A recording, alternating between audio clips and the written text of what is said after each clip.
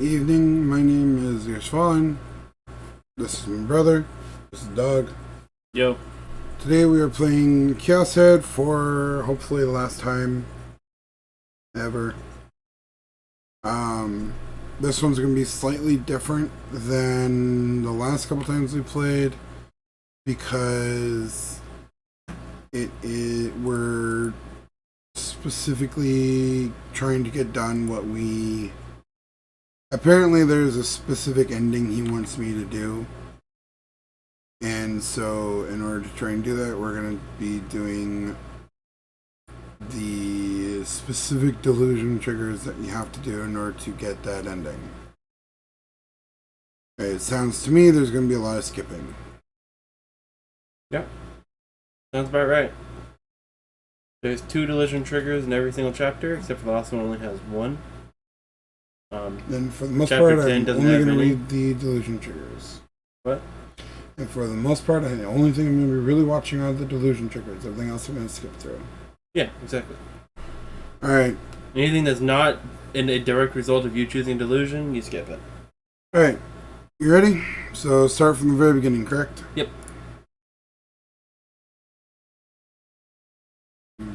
Even this opening part, I think you can skip past. Yeah, there we go.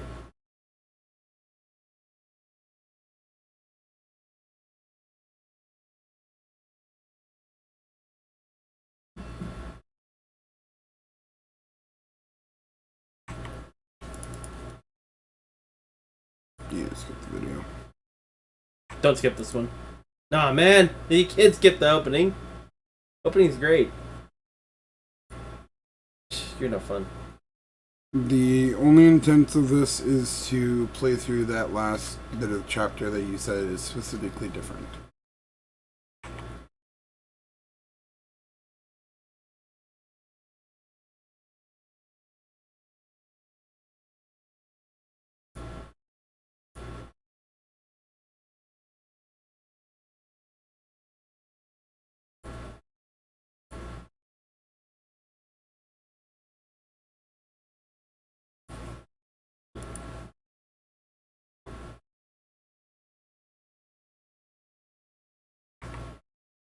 You want a girl with glasses? Yes. Yes, I do. There you go.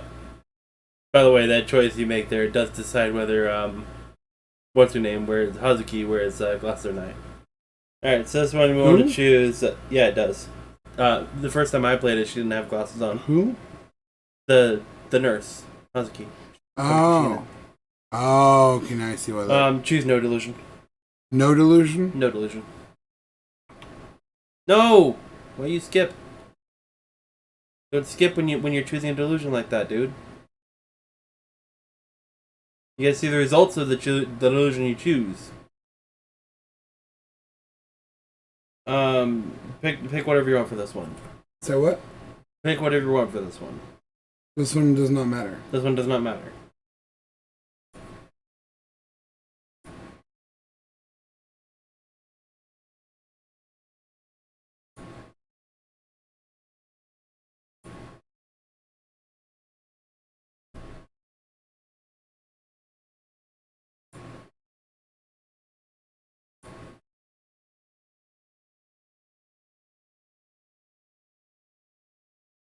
Should I be reading? No, I'm reading. I'm just not reading out loud. The second I thought I heard Nanami suddenly let out a groan. The plastic ball slipped out of her hand, sending Coke splashing all over the floor.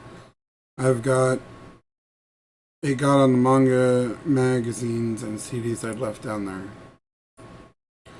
I started to tell her not to contaminate my room, but instead I took a startled breath. Nanami's eyes peeled wide open as she pressed painfully at her own neck, her mouth puckered open and shut like that of a carp.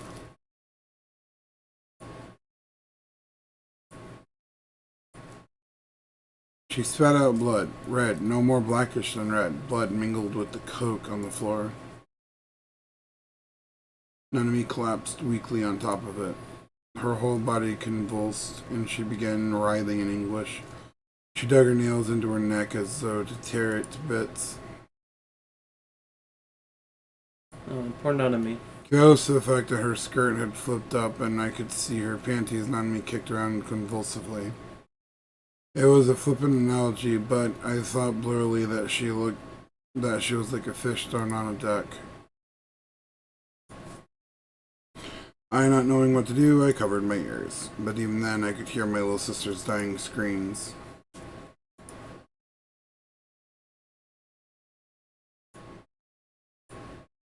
Her face plastered with tears and drools and blood. Nanami finally stopped shuddering. I tentatively called out to her, no reaction. She lay splayed there unbecomingly. The smell of ammonia stung my nose. Had it been Nanami or had it been me?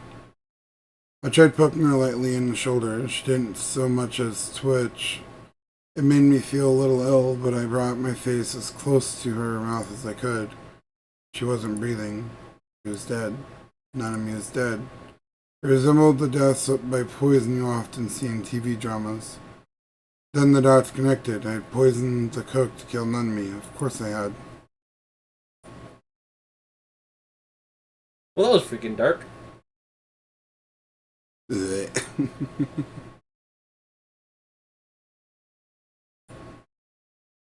I'd overdone it.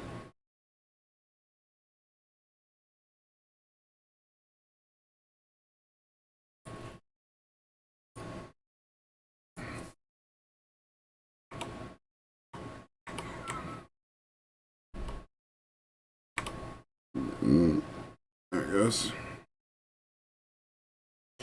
This one is No Delusion.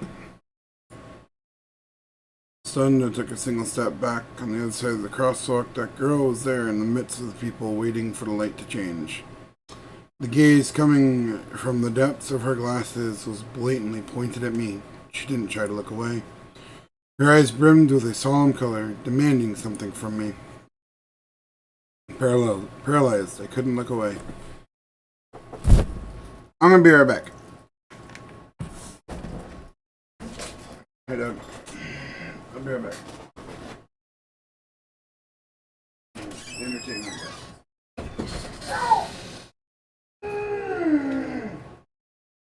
The dog. The dog.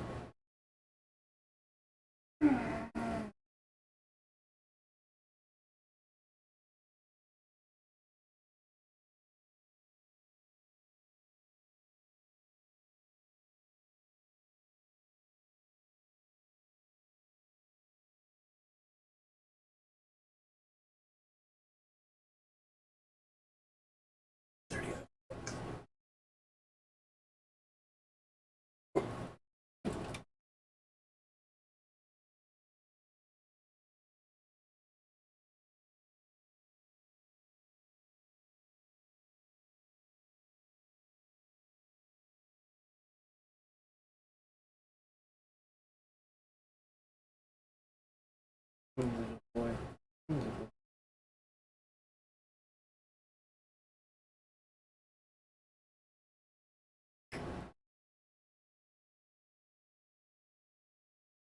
Good doggy.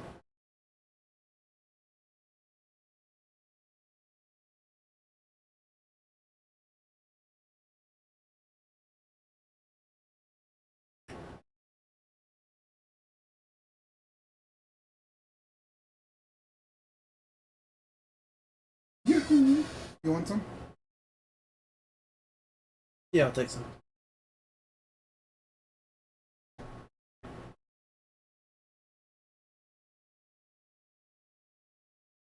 Want some ice cream?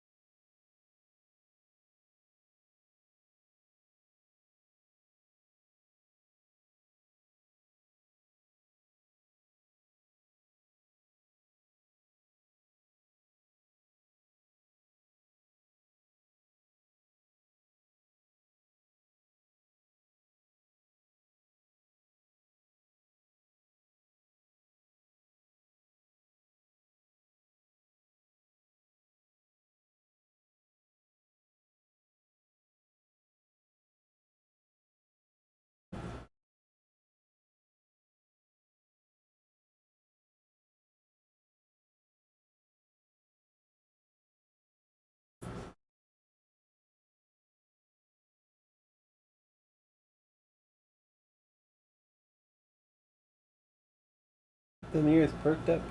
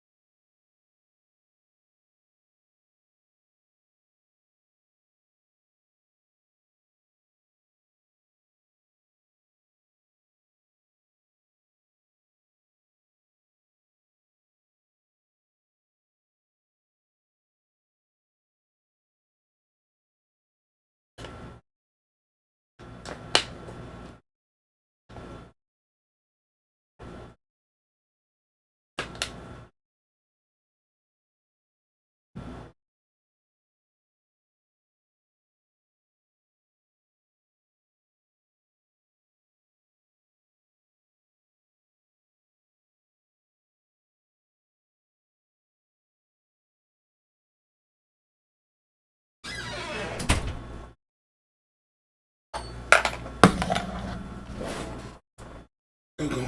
Thank you. Mm-hmm.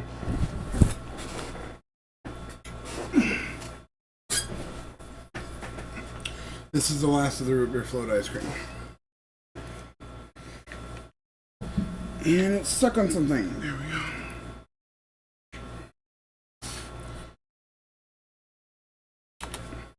go. Nice. Hey, it's Girl A.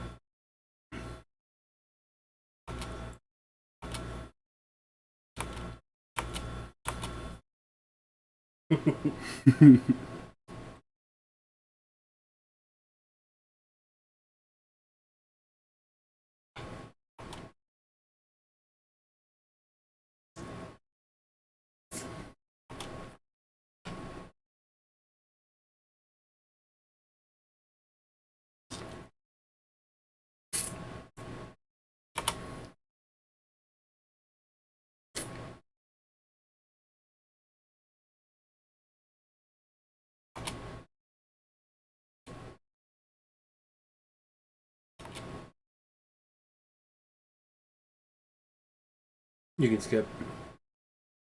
Now's the part where it's done. Yeah.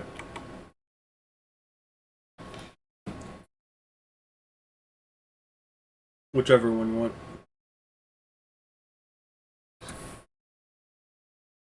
I wish I knew what I chose last time. When in doubt, pick red.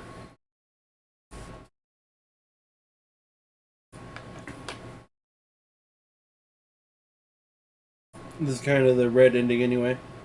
Huh? This is kind of the red ending anyway, so might as well.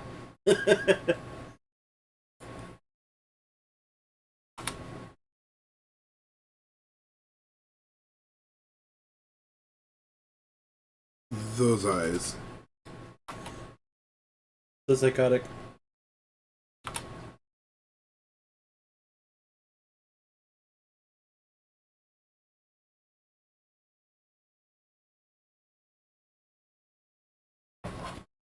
What is she gonna pull out of her bag?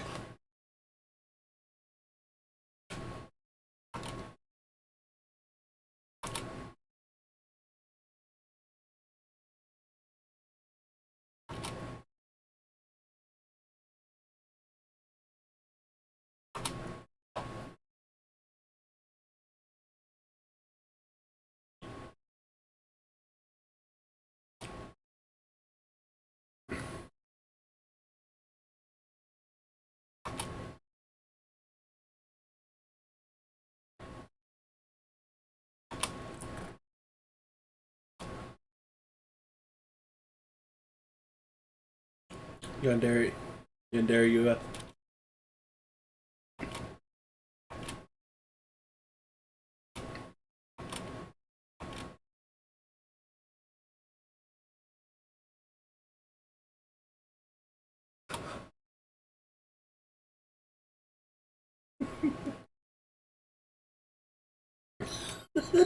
It's just so stupid.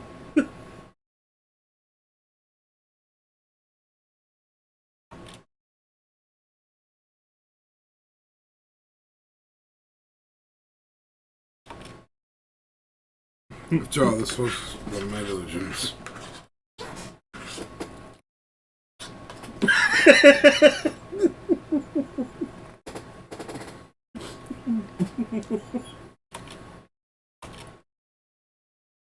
and and you can skip here.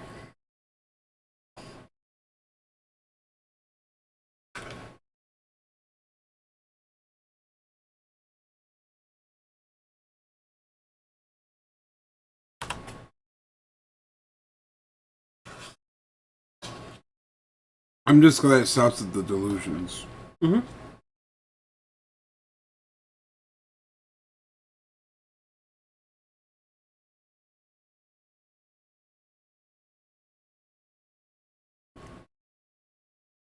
Pick whichever negative I would assume. Negative's always fun.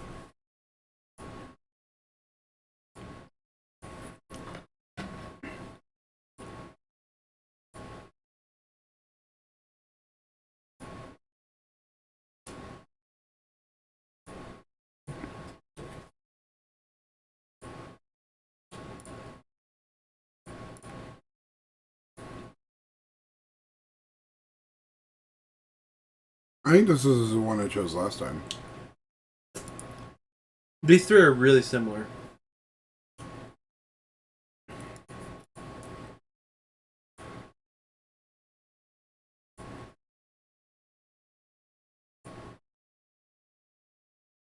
Neither one of these does he actually have a delusion. One, he has like a normal discussion.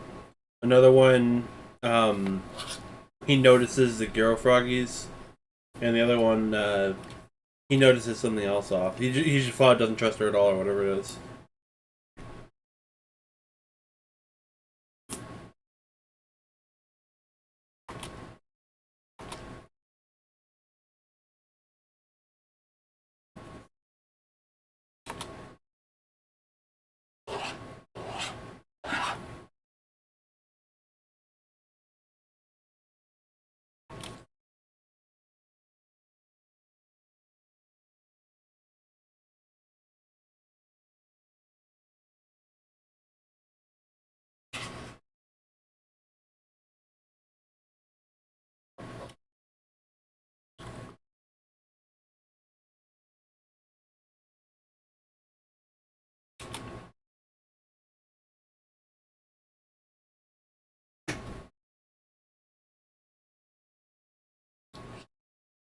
I heard the word.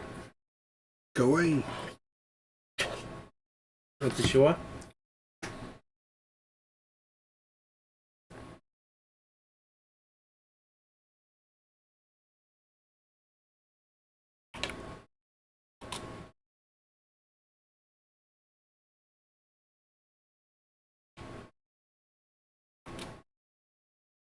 Okay, you can skip here, dude.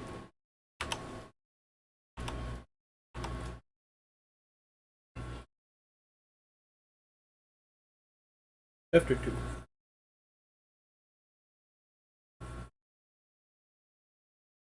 Pick whatever. Whatever. Yep.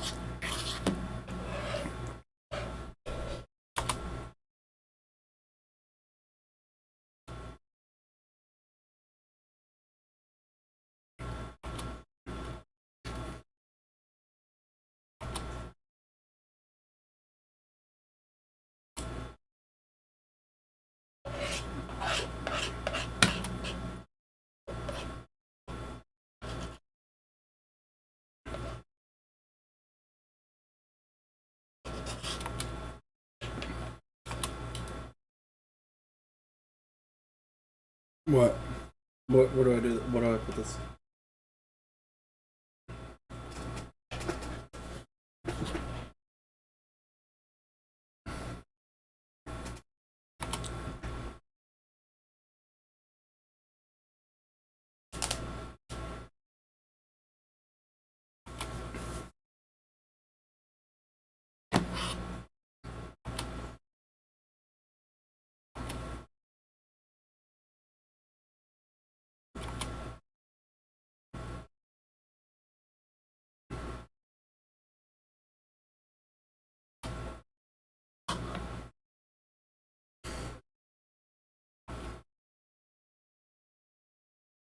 What's up with this guy's haircut anyway?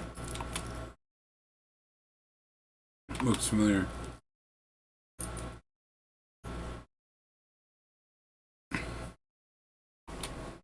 You can read, by the way, if you want. But since a professional doctor and Dr. Takashina in a boot was telling me so, it had to be okay.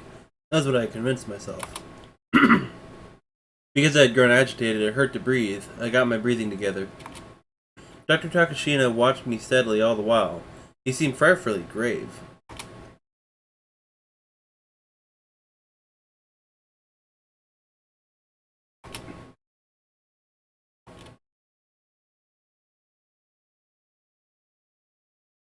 Right, targeting you. I nodded, and the doctor shrugged his shoulders a bit. He kept unconsciously twirling the pen in his hand atop his fingers.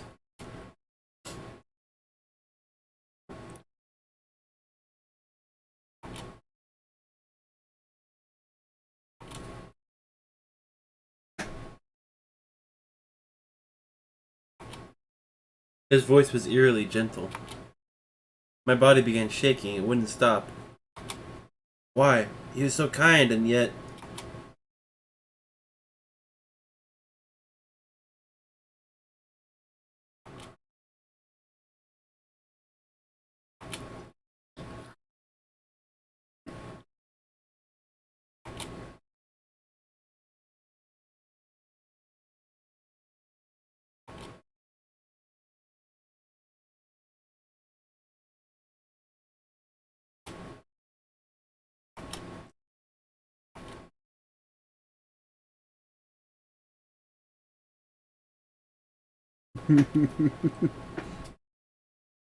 I mean, to be fair, he's not wrong.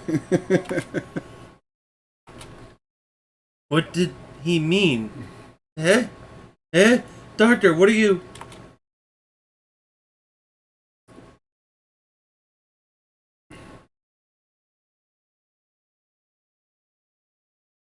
I didn't understand. Like hell I could understand. How could he say such ridiculous things with such a smile?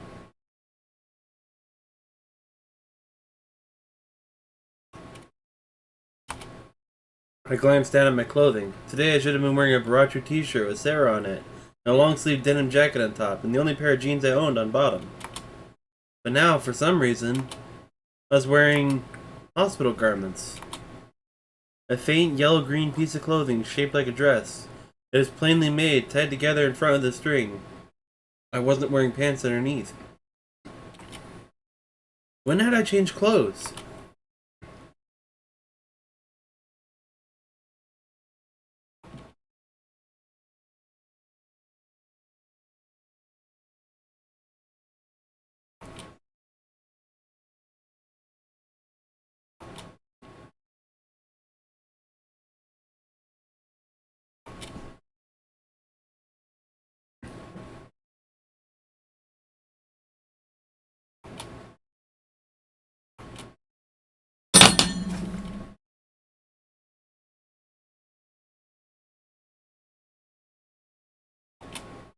It's a lie. It had to be a lie. I haven't been hospitalized. I live in my own Shibuya.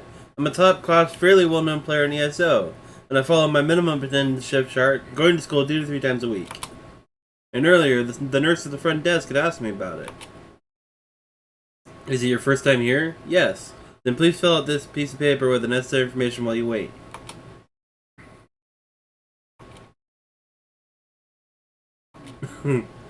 Dr. Takashina murmured as he wrote something down on his clipboard.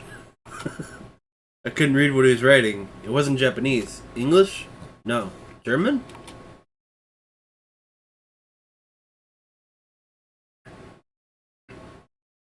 I don't know why, but I have a weird. I mean, obviously it's not, 'cause it's not one of the whose eyes or those eyes. It would fit very well right now, though. Oh, and one last thing, and he shows the clipboard, and it's just whose eyes or those eyes. Now you see why I told you to pick the negative delusions, because they're fun. He took a single brief glance at me. His eyes were brimming with pity. He had never looked at me like that. Not even once. In that way the is not fun. Okay, that one was a little grim, yes. I weakly fell to my knees. Tears flowed out of me. Ah, I see, that's right. All of my memories up until now have been mere delusions. I was the abnormal one. I was the one going weird in the head. What a horrible twist. But, well, I didn't care anymore. Even if they turned out to be an illusion, they weren't memories I had any desire to cling to. Anyway, couldn't I just recreate them from the start? This time around, it'd be nice to have a world without any scary incidents. I'd have a sociable personality, excellent grades, I'd be popular with girls, all my friends would be beauties on the level of gravure idols, and all of them would have crushes on me. The only thing coming to mind is that one picture you sent me. I'm the hero now. I imagine myself living under the same roof as them, and thus our fun, bittersweet, and just a little comedic everyday lives would begin.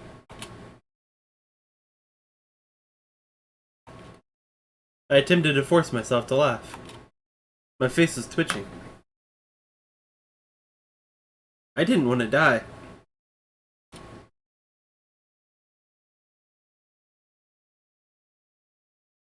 When I came back to myself, I was still seated on a sofa in the lobby. You can skip now. My body was drenched with sweat. A chill ran down my back. I got a hunch.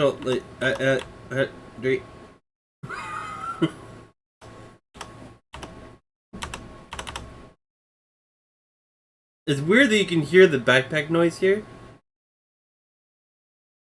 Yes. The porter noise? It's weird. Why can you hear that here? Obviously because she's here. But why would she be using it right now? Weird. To give an illusion that the guy is there when he's obviously dead, because he's been dead for how long? He was only dead for a week, and he died. He disappeared after this incident. He disappeared after he already left. This one's not important. Pick negative, I guess. I like the negative one for this one too. No matter what I did, the girl photo from Shogun and the cruelly murdered body from the scene of the staking seemed about to float in my head. And so I forcibly began picturing Saratan.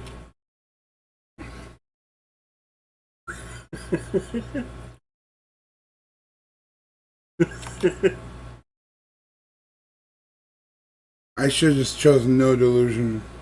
She's present in all three of them. Sarah is quite lively in my fantasies. She sang out to me in that cute voice of hers.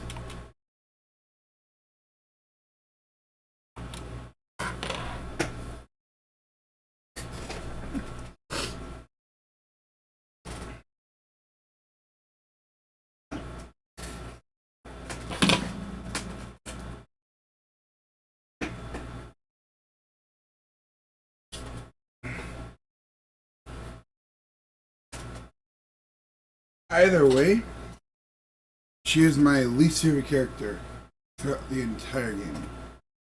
You have no taste. She's irritating. She's a projection of his delusions. That's probably exactly why I don't like her. She feeds into every one of his negative character traits. Excuse me, yes, and I hate him for his negative character traits. Therefore, ergo, naturally, I hate her for that same reason. Because she just sits there and, oh yeah, fuck her. I don't, let her die. I don't care. I just want you to be you and be yourself and be with me only. Let her die. I don't care. I hate her. You mustn't let 3D girls trick you. You have me, right, Oak?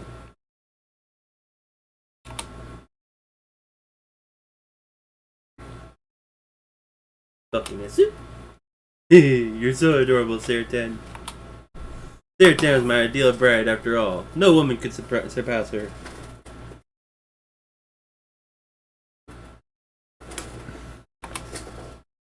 The third dimension? What the heck was that? I want to go home. I want to go back and have Saratan greet me with a smile and welcome home. Wait for me, Saratan. I'll be home soon, so...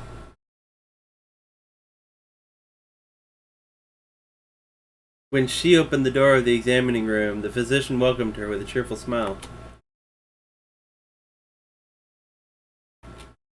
She scanned the area, ignoring his question. It wasn't a very large room.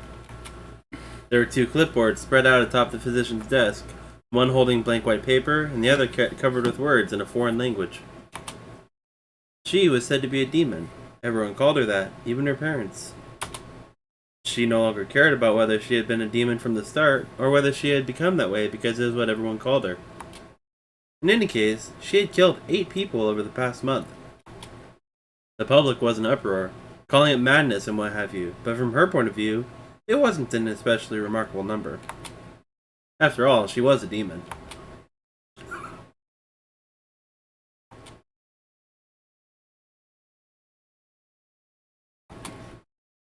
As benefited as a psychiatrist, he was very considerate towards his patients.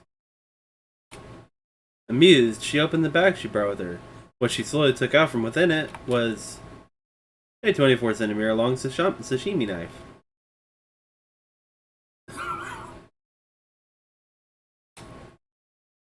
Seeing it, the physician was rendered speechless mid-sentence. His expression went stiff. Picking up on his fear, she smiled tenderly. This physician would be her 9th. He wasn't her original target, only a stop along the way.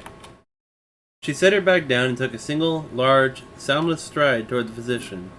She used her momentum to dive toward him, piercing him with her knife. The knife penetrating his chest slipped past his breastbone and reached his heart. The physician died with a single stab. Already reduced to a mere object, he collapsed, toppling toward her. She supported him long enough to withdraw the knife, then shoved the object away with her elbow.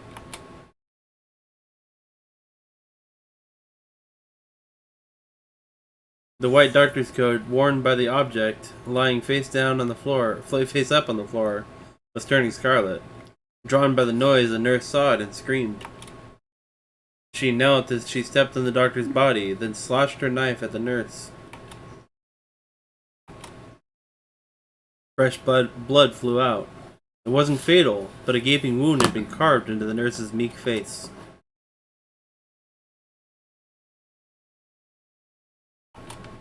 Letting out a howl, the nurse curled up in place, holding her face. Vast amounts of blood overflowed from between the fingers she pressed to her wound. Ignoring this, she continued toward the back of the examination room. That nurse wasn't supposed to be the 10th. It was an occasion worth celebrating. Her 10th, 2 digits. That was why it had to be her original target, just as she planned. The other patients and nurses had already started screaming and running away. It was becoming a racket. Yet their voices failed to reach her ears. She sought him out, confident only of the fact that he was here. Her eyes stopped on a curtain. The curtain that surrounded an area about 1 or 2 tatami mats in size. There was most likely a bed inside it. You must be there. Her heart palpitated with joy. Her lower abdomen went hot at the thought that she would finally be able to kill him. Slowly approaching the curtain, she decided in the end to rip it apart with her knife, rather than open it normally. When she peered through the newly opened tear, he was, as expected, lying there. Found you. She lost all restraint when she saw him. She opened the curtain and stood next to the bed. He was sleeping with a slightly pained expression on his face. She twinned her fingers on in his hair and gently stroked it. He didn't wake up. She gripped the knife in both hands. She raised her arms on high. She was aiming for his heart. With a single blow, just like the doctor. I'll kill you. In ecstasy, she lowered the knife with all her might.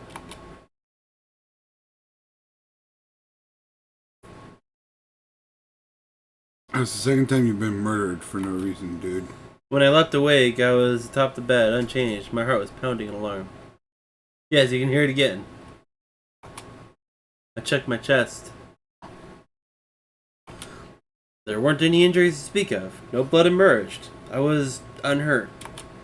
I looked around. The curtain was closed. It hadn't been torn apart by a knife. I reached stealthily for the curtain. If I opened it and Dr. Takashina and Hazuki-san were lying there, covered in blood, my body broke out in shivers again as I envisioned it.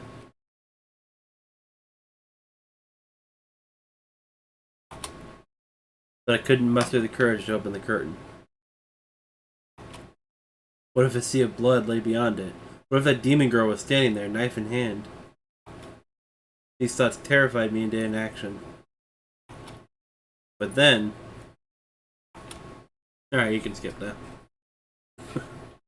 Scared cat.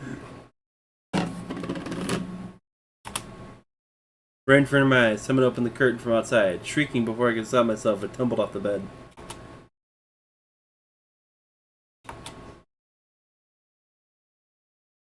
I fearfully raised my face.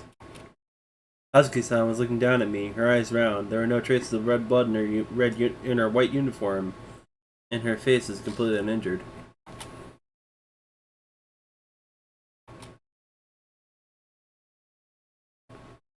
Alright, you can skip.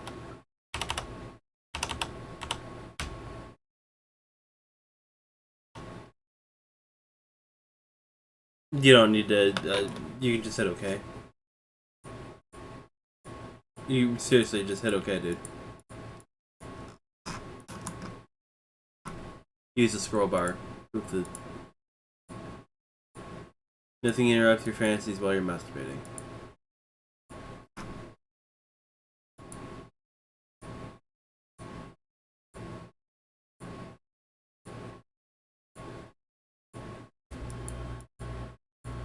You know, when I first played this, I still thought this part was really cool that you can actually like answer the medical thing on your own,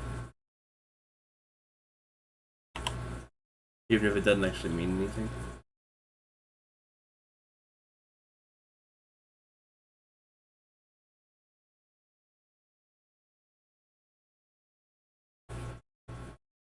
Skipping past all of the Super Saiyan. Becky.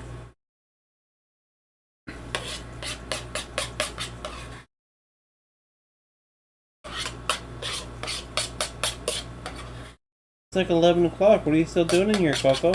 Should you be in the other room?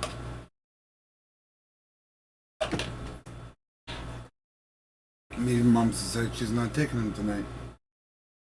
I highly doubt that.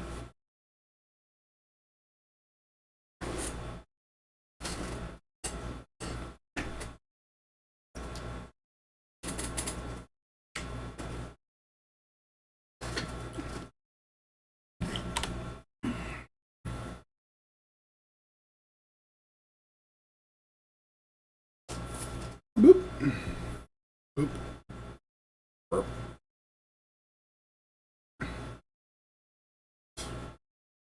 I believe this one's positive. Ooh. What? The fact that it was fast and then skip to this? Yeah. Yeah, I believe it should be positive. Here, let me see. This is Delusion Trigger number 8, Chapter 2, Looked at Me. Yeah, code green. Go positive. Which I believe you already did this one before, but that's alright.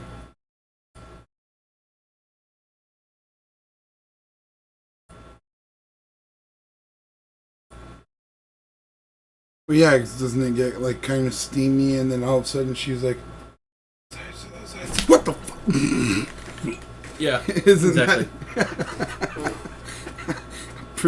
Pretty sure that's this one. Kind of steamy, it gets really steamy. Huh? Well, let me see. It starts off with her stripping her top.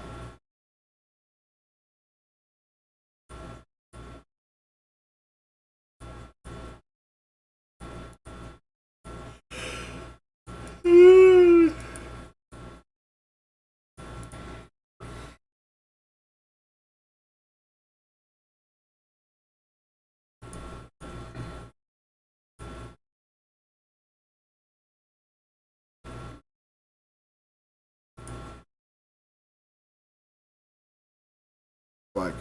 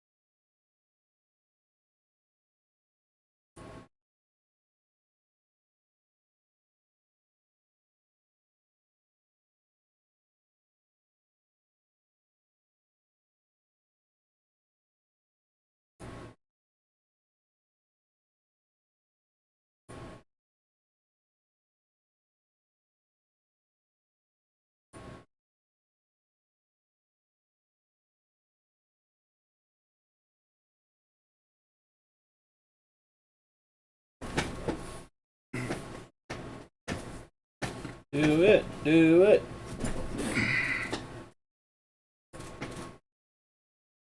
What did they mean when they said to do it? That's completely lost. Virgin.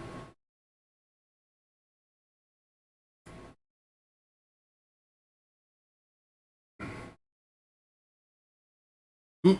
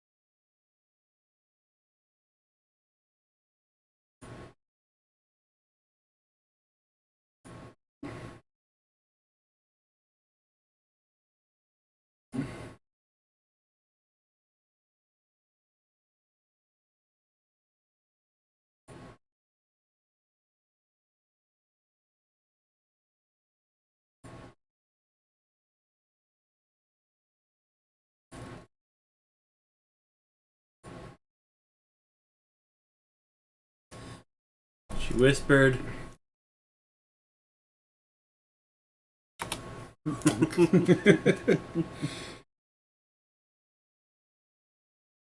Wow, best concert ever.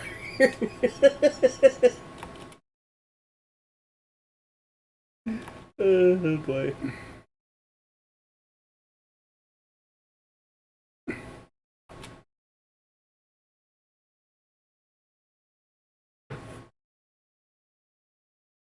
Okay, you can skip. Green. What? Green. You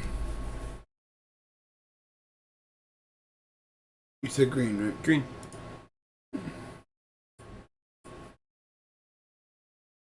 Isn't this the one that I did? Maybe.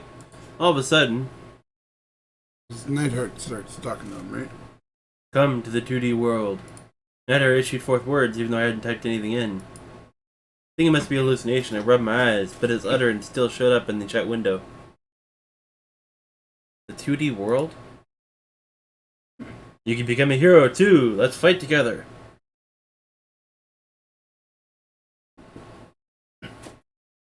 You're not interested in the third dimension, are you?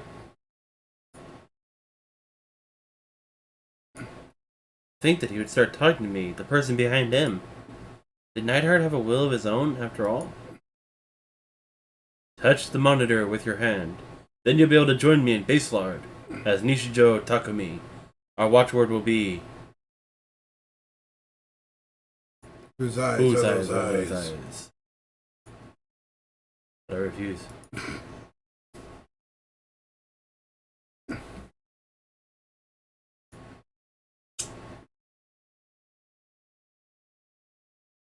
I cut the power to my PC as I answered him. He's like, think about it. Do I want to be in the world of VSO? Nah. You can have that. Enjoy base lard, nerd.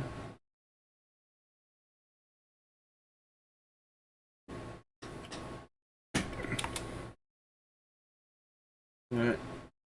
You can skip.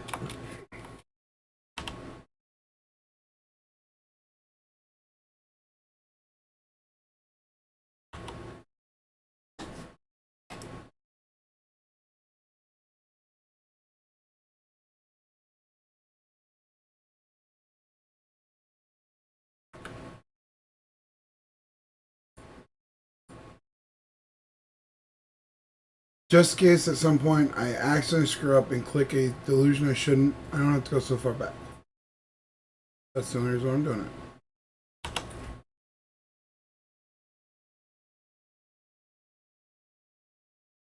it. So there's 18 different delusion triggers. You only need to get 11 of them. But we're doing all 18 of them. So if you happen to miss one by accident, it's all good.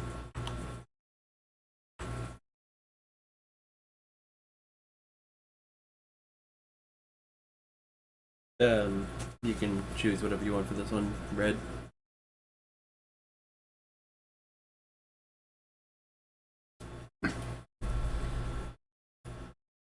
You're stuck reading it then. Okay. Crouching down in the spot, I covered my head. If I didn't dodge it, it hit me right in the head. It wouldn't cut me or anything, but with her swinging that hard, I triggered a cerebral concussion and a dented skull for sure. I hate pain.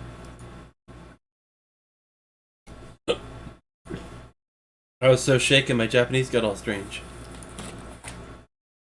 I thought it was just a translation error.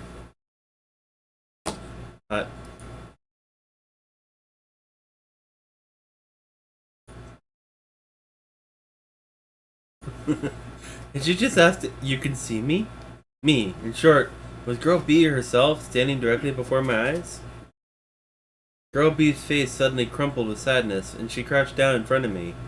With her eyes on the same level as mine, she looked at me as though she were clinging to me. Uh-oh. I've heard about these Japanese ghost stories.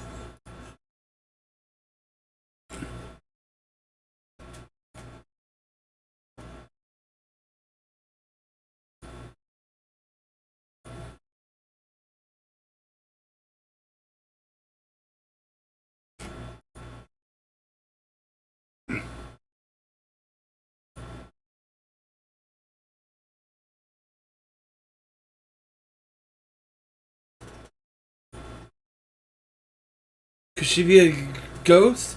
No way. How dumb. I don't have a trace of ESP.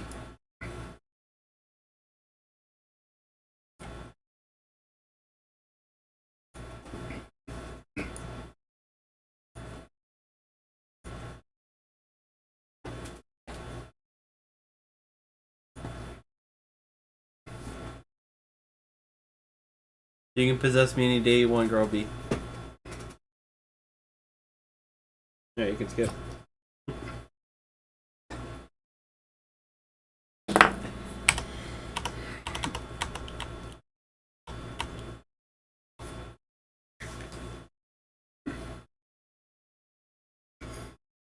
Come here. No!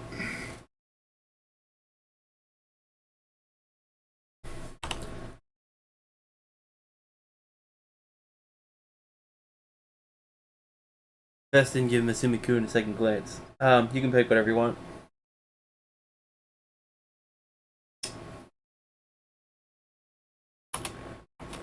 No, negative. You don't get to pick. Then you have to read it.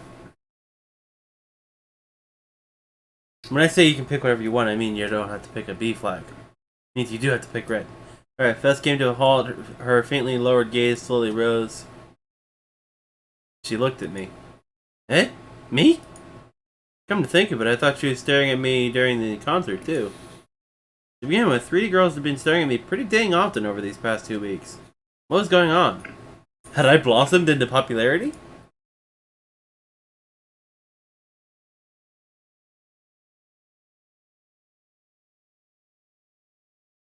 When she called me, I inadvertently snapped to attention and answered. The ephemeral aura surrounding her entire body made it so I had to view her as someone being older. But when I thought about it a little harder, we were in the same year, weren't we? Beth signified Masumi-kun, who was hanging around her with a jerk of her chin.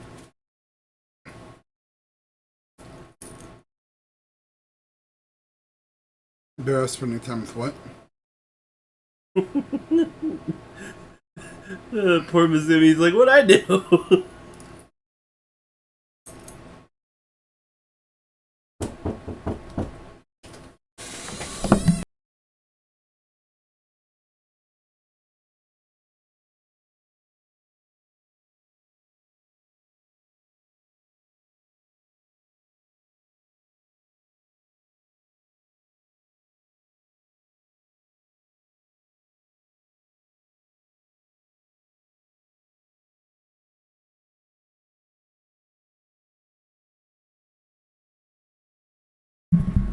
What? Masumi-kun was clearly becoming disgruntled, but Fess let his sharp gaze slide past without evincing much interest. What a sour atmosphere. I didn't want to get involved in this. I had a hard time with both verbal and physical quarrels. If I caused any problem at school, it'd have an impact on my evaluations. So as not to get caught up in it, maybe I'd better get a quick retreat.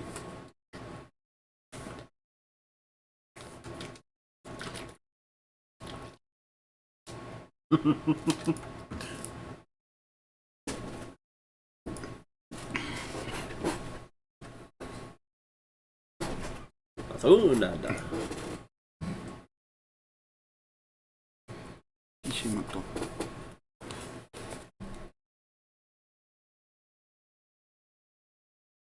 His smile tensed with anger. Masumi-kun put a hand on Fess's shoulder. Her eyebrows twitched. I love that. I'm sorry, just picturing that. I love it.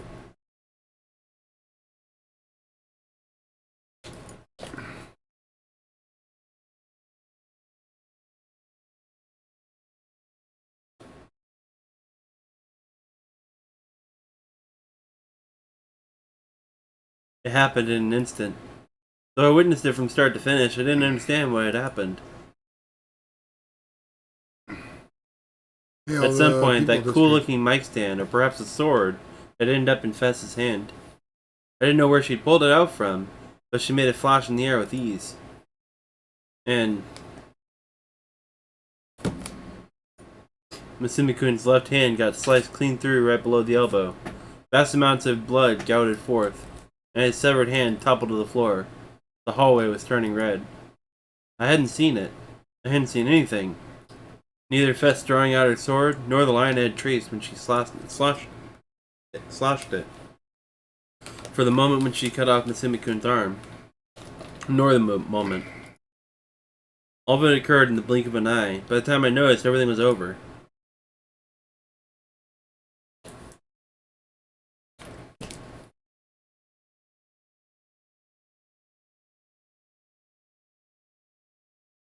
Masumi-kun collapsed in place, picking his fallen arm off the floor and desperately trying to reattach it.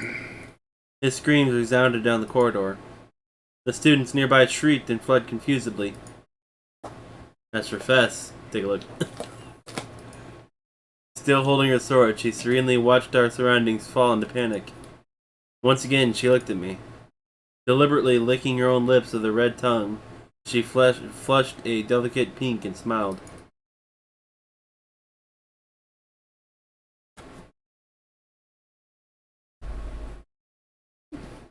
Sorry, I find it irritating. No such carnage unfolded. While I was having my stupid daydream, Fess murmured something in a tiny voice and swiftly went away.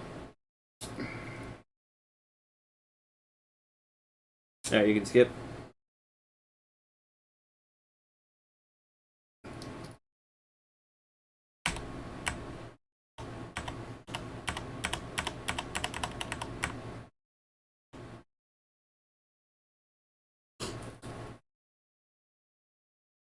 Alright, this one has specific ones. This one would be green. When was it that I first began to sense this gaze? I'd long since forgotten completely. interfered with me at every little turn. There were a lot of different elements that kept disturbing my uneventful life, but this gaze was right up on Nuname's level in terms of being a horrendous bother. Fine, then maybe I'll play it. The "it'll take more than that to make me turn around" game. Still facing my PC, I tried to come up with the kind of lines you'd find in manga.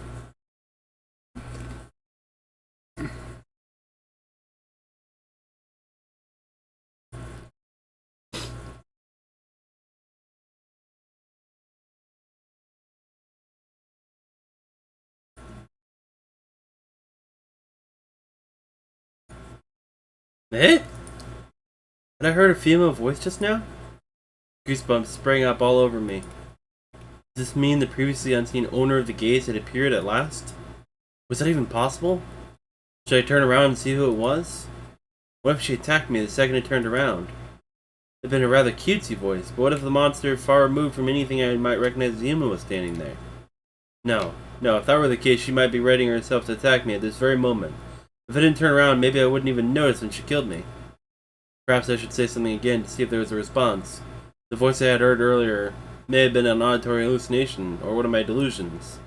I mean, I always talked on and on with my Saratan figure in my head. It's the same as that. I started to take the plunge and ask, "Who are you?" But I soon ran into hesitation. It might be bad if I provoked her. It could turn into a trigger that made her come attack me. I envisioned so many different possibilities that I found myself unable to move. What to do? Perhaps I was currently in a terribly foolish situation. It'd be way too dumb if the owner of the gaze wasn't really there, and the truth of the whole matter was that I'd been sitting in my chair all this time, trembling in terror of my delusions.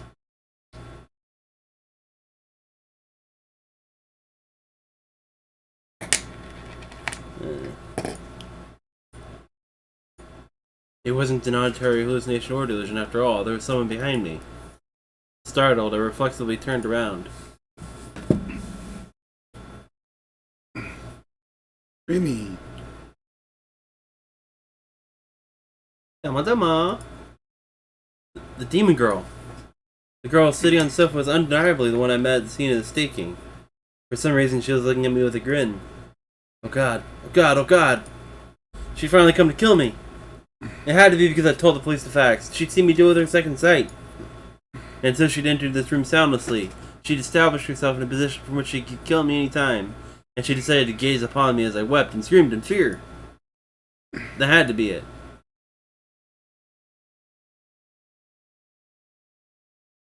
Don't kill me, I tried to scream, but my excess of terror made it hard for my voice to come out.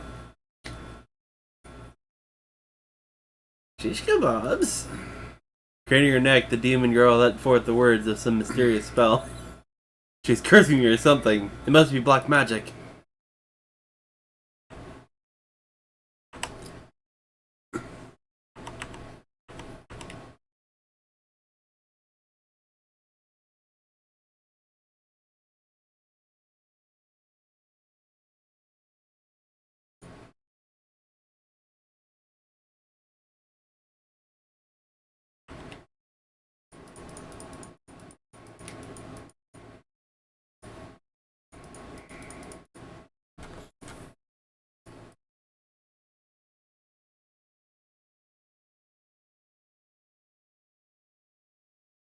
And that's what makes this one different here.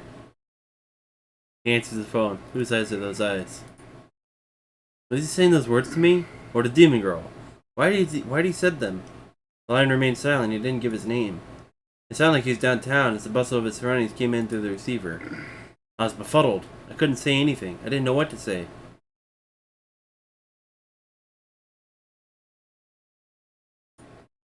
Nasumi-kun, at least, I thought it was him, soon reverted to his usual tone.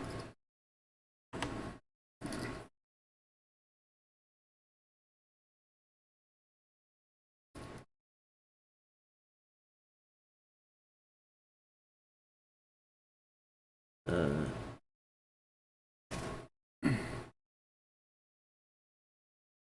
Bengal.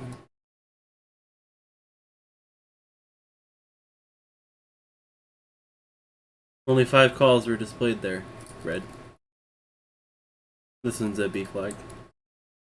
In other words, since the time I'd first bought the cell phone, only these 5 calls had reached it. This one's a what? B flag. One of the ones we're looking for. Plus 3 of them were from Nanami. Now as for the remaining 2, the one from a little earlier and the one from 5 days before were displayed as numbers instead of names, since they hadn't been recorded in my address book. It was the same number, 03X733X991. If they bothered to leave a message, it might be someone who very much wanted to convey something to me. For now, I might as well listen to it.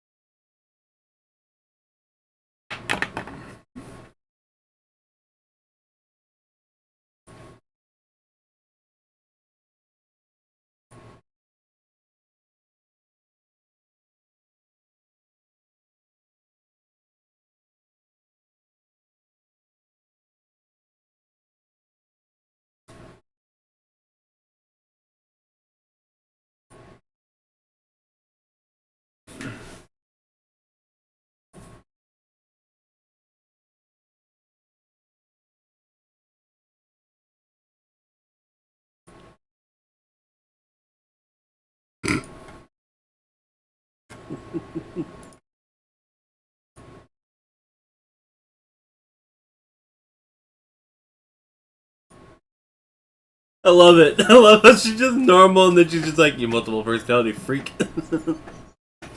Dang it, fooled again.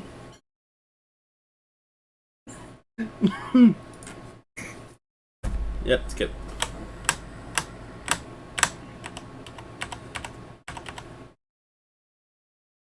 Oh.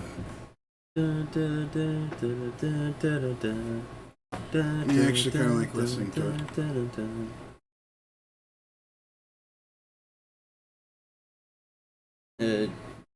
This one's by choice. There's no flag for it, but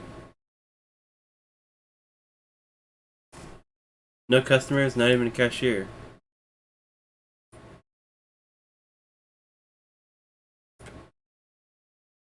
I brought some goods up to the register. They'd soon reemerge. That's why, in the end, I took my time picking a box lunch. While pretending to check out some manga magazines, I set my box lunch down by the register. No one came out, after all. Somehow I had a bad feeling about this. It wasn't normal at all. Maybe I'd stumbled into some truly unthinkable scene. Standing in front of the register, I cast a careless look outside the store. Beyond the automatic glass doors lay the road upon which not a single person was walking. I saw a human form in the shadows of the apartment complexes sandwiching the street. The form soon hid away. Even so, I had seen it distinctly. The figure's hand had been holding up something like a long black pipe. It resembled... Wasn't that a sniper rifle? This meant they were riot police, or alternatively an SAT team. I hadn't seen any shoppers or cashiers because the police had sealed off the area. But for what purpose? Having thought that far, I gave myself a start. I swiftly looked around the inside of the store, then concealed myself in the shadow of a shelf. What if there is currently a standoff taking place right now in this very store? The criminal, having taken the cashier hostage, could have holed up in the back room. And that criminal might be the new gen perpetrator. What a development. I crouched in place and cradled my head. Why did I end up coming to such a dangerous place?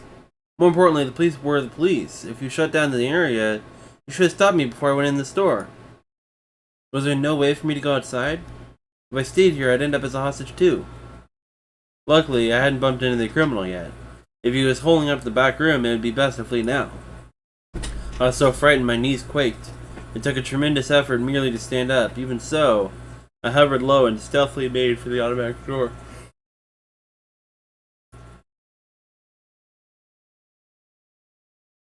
It began with the kind of cliched declaration that you wouldn't even hear on television detective shows anymore. From outside the store, a policeman began roaring through with an amplifier.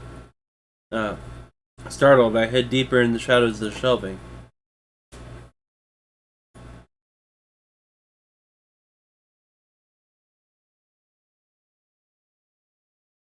What an endlessly stereotypical way to call him out. Did you have a negotiator or something? So short. 30 seconds, he said.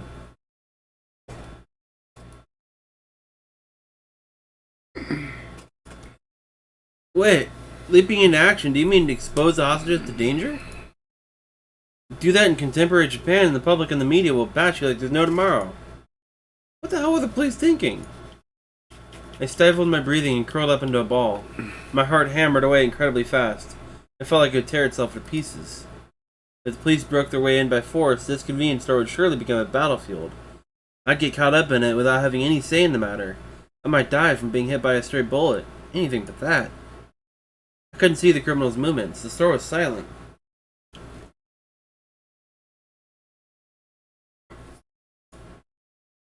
I became irritated. Why was the criminal acting like such a freaking idiot? Hurry up and surrender, please. If you don't, I'll get tangled up in it. This is gonna be a long stream. I tentatively peeked out from behind the shelf and looked outside once more. What I saw shocked me. Several SAT sharpshooters, their sniper rifles at the ready, were camped out in an area easily visible from here. I hurriedly whipped my head back in. The police meant to shoot the criminal to death. Would they be able to get away with this kind of thing in Japan? Couldn't believe it. This had to be a lie. Give me a break. As I looked around the area, I caught a glimpse of my hand. For some reason, my hand is gripping a long knife. On top of that, the blade is glistening red. This is blood. I grew bewildered. Since when had I had a knife? No, rather, where had I gotten this knife from? From close by came the sound of someone groaning. A clerk was lying there. A blurry-looking man, probably a college student. His hands are bound behind him and his mouth is sealed with packing tape. The clerk stared at me. His eyes were dyed the color of terror. Why are you looking at me? Don't look at me like that. Someone makes it look like you're looking at a criminal. Criminal? Was I the criminal? No, it wasn't me. I hadn't done anything.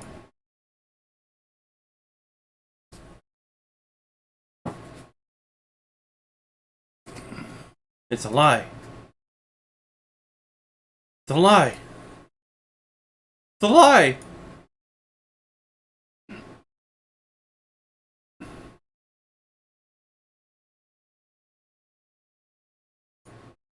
There's no such thing as policemen like that. Anyway, what's up with the whole yelling fire bit? Not as if this were a Sengoku era battle. Several minutes passed while I fantasized. There was no indication that a cashier would appear. I very much wanted to believe the clerk had dozed off, so I tried waiting another 5 minutes, but in that time, neither the cashier nor any other customers appeared. I didn't even hear any sounds. But at last I became frightened and returned the box lunch to its original shelf before leaving.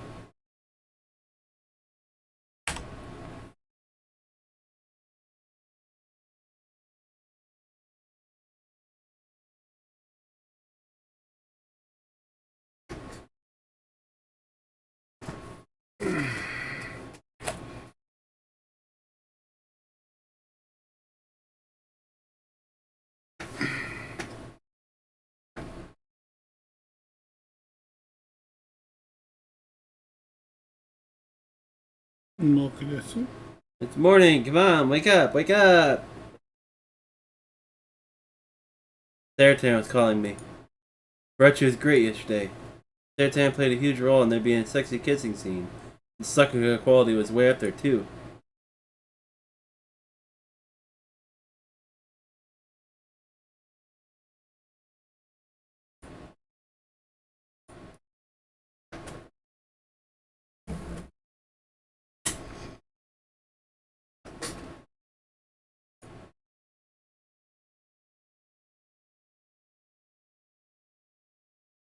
Why are we listening to her? Because it's hilarious. She's annoying. You're annoying. Why? Because I only got 4 hours of sleep today?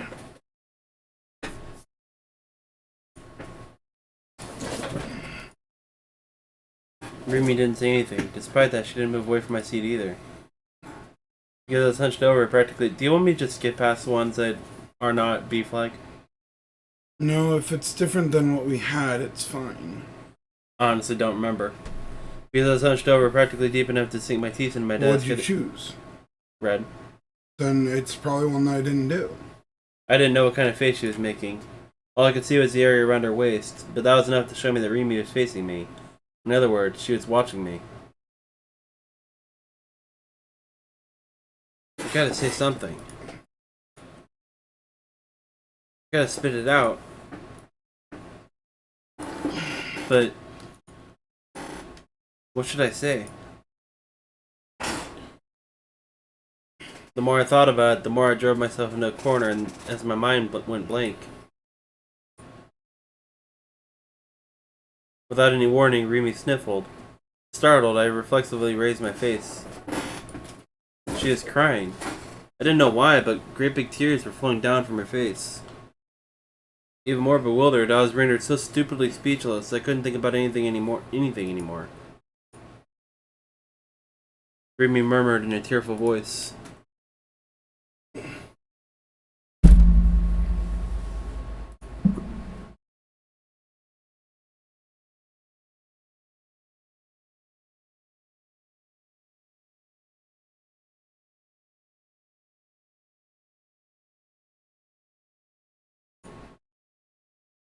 Remy turned on her heel and rushed out of the classroom. I wanted to shout. I wanted to say, "No, you're wrong. I don't hate you or anything. Just I don't have any idea of what I should do." I wavered over whether to chase her or not, but in the end I just couldn't get out of my seat. If I did catch up with her, what would I say to her? Did I say anything? Would it be alright if I told her I like you? Would it be right if I told her we're friends? Impossible. I didn't know Remy. It was undeniable she had saved me, but to me she was still a mysterious figure that mysteriously who had suddenly ended up in front of me, appearing out of nowhere. Even if she said maybe you hate me, I had no means of responding to her, because I had no memories by which to judge whether I liked her or disliked her. That was when Misumi-kun, who was supposed to have been hanging around the transfer student, came back. He looked at me with pitying eyes.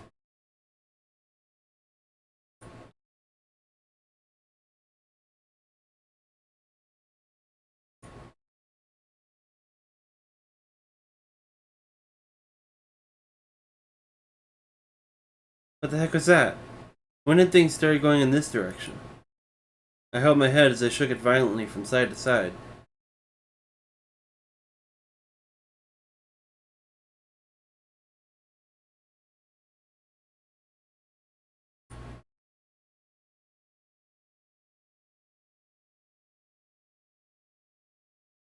From then until graduation, I didn't have another opportunity to talk to Remy.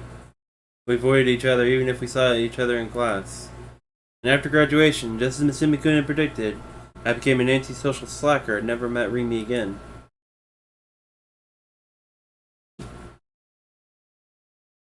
That perhaps would be the bad end. Which was sad enough in and of itself, but it's a fact that I didn't understand Remy. When you get down to it, my only real option was to stay still and keep silent. Remy, who had kept her mouth shut up until now, began speaking to me at last in a somewhat timid tone. But it came out of the blue, leaving me unable to show any reaction. If I were in Remy's shoes, I'd probably feel as if I was being ignored.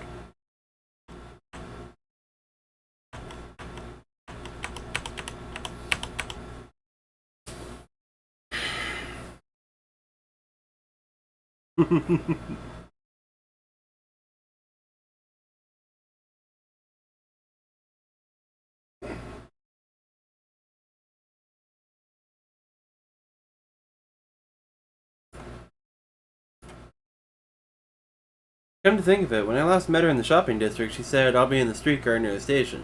So this is where she'd met. She was the only one who left the chain. She was the one who left the chain there. Had she really walked about holding such an incredibly long chain? It looked like it could well weigh over 10 kilograms. Lengthwise, it must have surpassed 50 meters. This girl was pretty hard to get a handle on. Stop. She wasn't normal. Could she possibly be Shogun?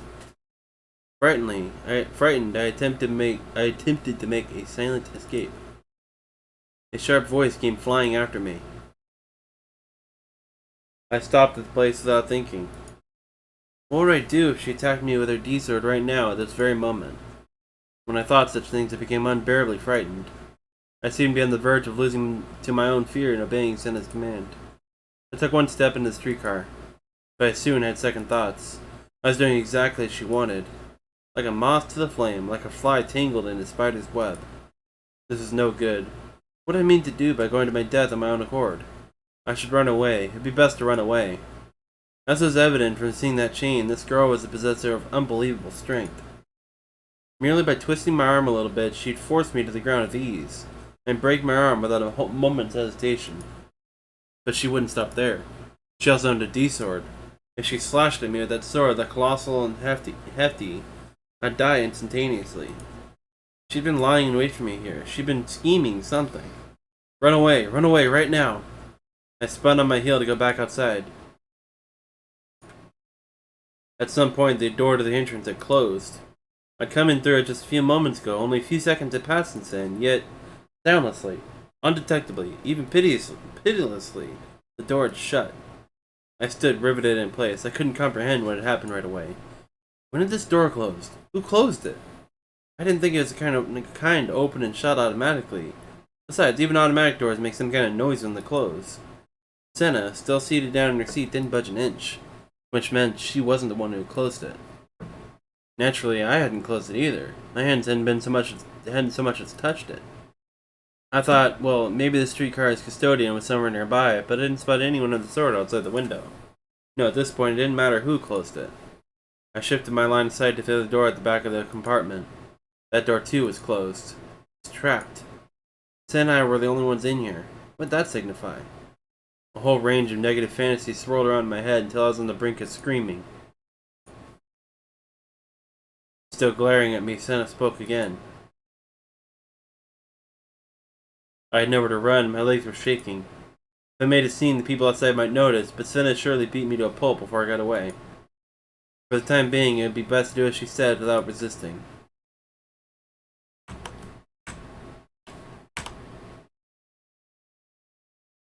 The door of the entrance had opened silently without me realizing it, the same way it opened from the moment it had closed. I felt as though I had been deceived by some trickster spirit. Through the window, I dazedly watched Senna from behind as she left. She swiftly vanished into the waves of people without turning around even once.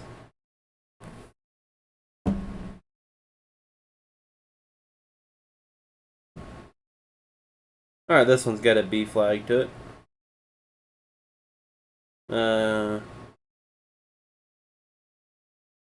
Where are we at? Ugh, chapter 4. The small private room. You had blocked off my escape route. Before I knew it, you had pressed down my shoulders with stunning strength, and I couldn't get up from my chair either. Yua's gaze pierced me coldly at point-blank range. When I averted my eyes, unable to endure it, I saw the 3 Gyro Froggies attached to the bag hanging from her shoulder.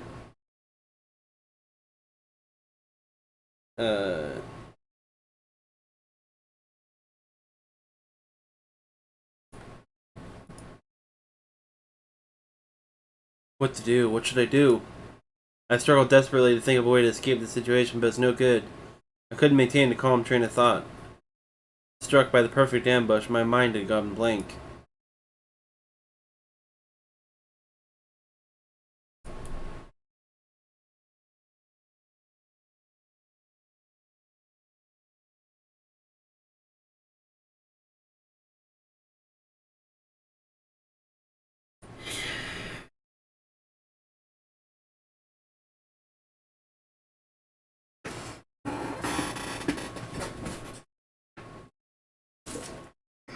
Yua lowered her eyes once and showed some brief gestures of hesitation.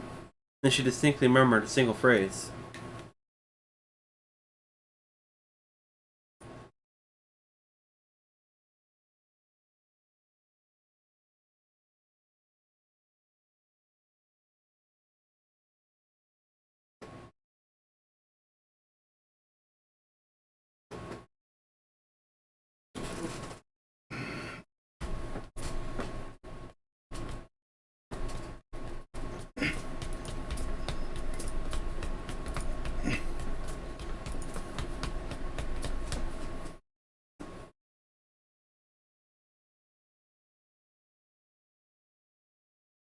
Did he?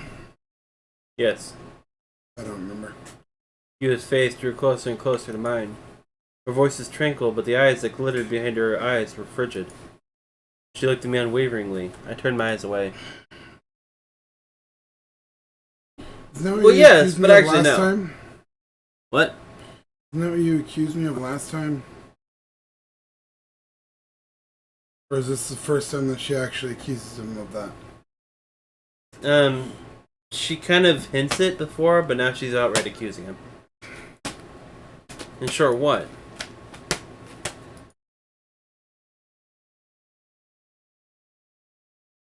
Suddenly, I noticed Yua's hands were trembling. No, either that or my own trembling simply passed into her hands. Is this a good or bad delusion? It's the no delusion. So I might have done this one then. Yeah. Please stop killing people. Huh? I believe this one's also got a delusion triggered to it.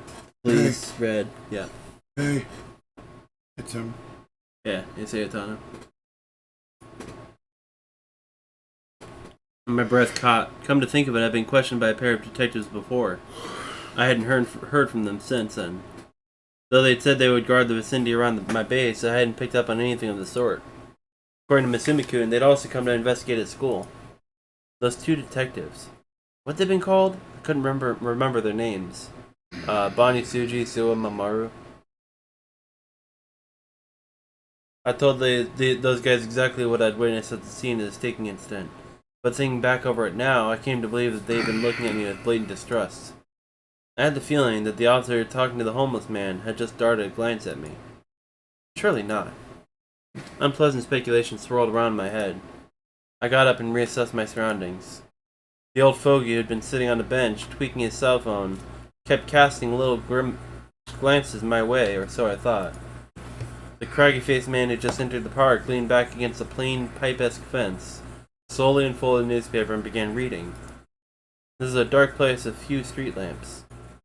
One of the salary-type men who had been hastening through the park now stood atop the overhead bridge, gazing at the avenue below him. While looking my direction, the police officer who had been talking to one of the homeless began to contact someone on his walkie-talkie. Cold sweat ran down my back. Don't tell me. These guys were detectives? Maybe they'd been tailing me. If so, at this very moment I was completely surrounded. You had decided I was the murderer. With that delusion of hers, she may have ratted me out to the police. Unable to bear it, I muttered in a voice too small for anyone to hear. Was this too part of the Shogun conspiracy? I didn't do it. I didn't kill anyone. I'm not the criminal. Why did someone as meek and bad at talking to people as me have to get treated like a murderer and chased by the police? Why did I have to get caught up in U.S. megalomania? In any case, I'd be in deep crud if I stayed here. Gigolomania. My pulse hadn't slowed down, and it was hard to breathe, but I had to move. I walked across the overhead bridge, trying my hardest not to look unnatural. Beyond me were the stairs that went down to Meiji Avenue. I'd go down them and follow Meiji Avenue as I made my escape. When I reached the middle of the bridge, a new figure appeared from those stairs. She was a woman wearing an office, lady-style suit. Holding a cell phone to her ear, she spoke into it expressionlessly as she climbed the stairs. Surely, this woman wasn't a detective too. Heart pounding, I passed her.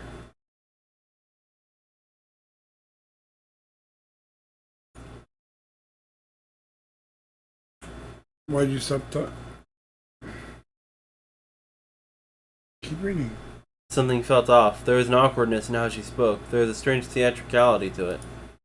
Who on earth was she talking to? Did the person at the other end of the line really exist? But when all was said and done, the woman didn't take any action against me. I safely reached the stairs. Once there, I looked over my shoulder at the park. The police officer wasn't chasing me. Standing in the same place as before, he was still saying something into his walkie-talkie. One of the homeless people who were still sitting in a circle had just begun to stand up. None of the other homeless moved. The geezer on the bench and the old guy reading the newspaper had risen at some point, and both were walking in my direction. The two of them gave each other a short glance. They exchanged winks, or so it appeared to me. I went on to toss one more look at the office lady. The office lady had passed me was in the midst of turning her head to look back at me. The instant our eyes met, she averted her face, as though she'd gotten a shock. Her phone remained pressed to her ear, but she wasn't chatting anymore. Assaulted by a formless fear, I ran down the stairs. As I sprinted along Meiji Avenue, going towards the station, I turned to look back up at the overhead bridge. The office lady was leaning over the edge, pointing at me. I saw the two geezers run across the bridge. I'd been right, they were detectives. They were all detectives. Crap, crap, crap. It was Yua's fault. She laid another trap for me. Should I assert my innocence? But the fact of the matter was that I was fleeing the police right now. Besides, the police would probably come up with some random reasons to attach a crime to my name anyway. They wouldn't believe a creepy otaku like me. I didn't have the room to think about what would become of me from here on out. I gotta escape from you and the police. For now, that feeling alone seized control of my spirit.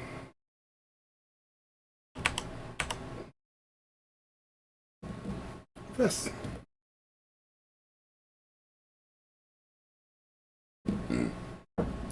Excuse me. The charismatic diva of the indie music scene, who even now is making the young people of Shibuya go crazy about her. The person they call the prophetess. That fest was together with a gross otaku like me. It felt kind of strange, somehow. Sweat seeped out of her forehead and ran in droplets down her cheeks. She wiped it with the flat of her hand. Each time she breathed, her chest rose and fell, peeking out of her camisole. A healthy sexiness lay behind her atmosphere of annoy. Moe.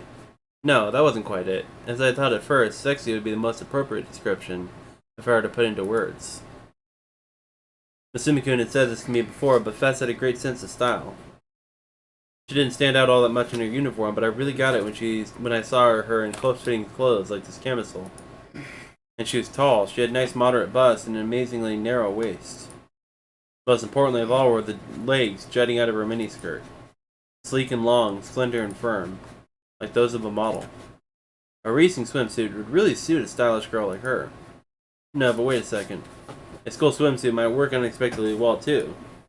To see the cool Fess wear a school swimsuit. The gap between the two had pushed me over the edge. Hey, what kind of moronic stuff am I thinking about at a time like this?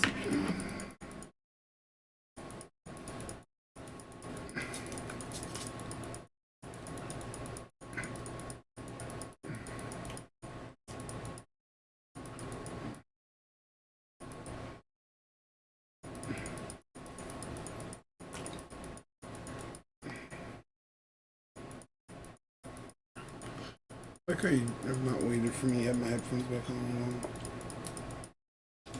Like while you're just falling asleep and whatever. Another mental patient? Another Holden Caulfield? Another what? Holden Caulfield. I don't know what Holden Caulfield is.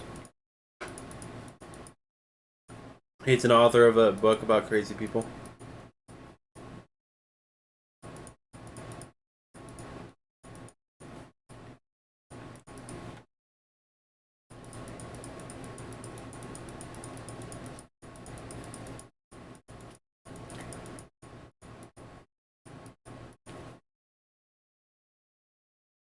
I bought a D-sword.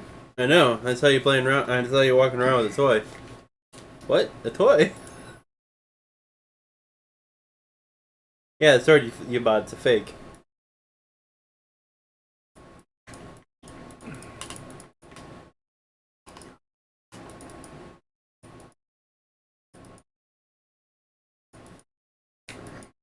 We saw them. Mite.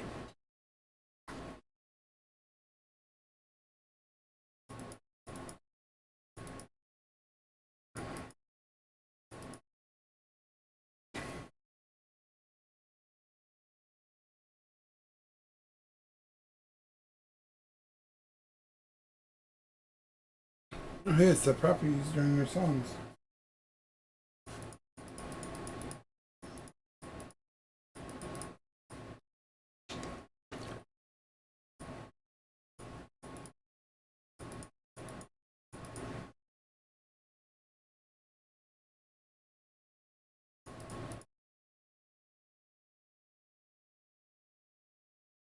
Disgusted.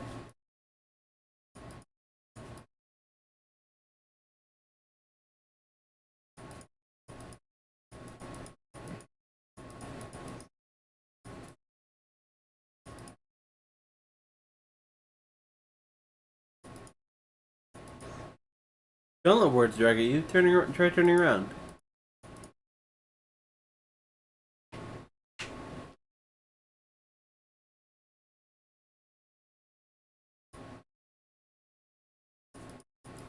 Why is Fess in a swimsuit now?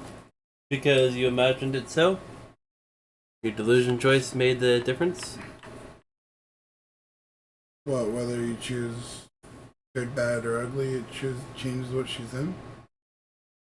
So if you choose no delusion, what is she in? A school outfit. Well, that's boring. That's what normal delusions typically are. They're boring.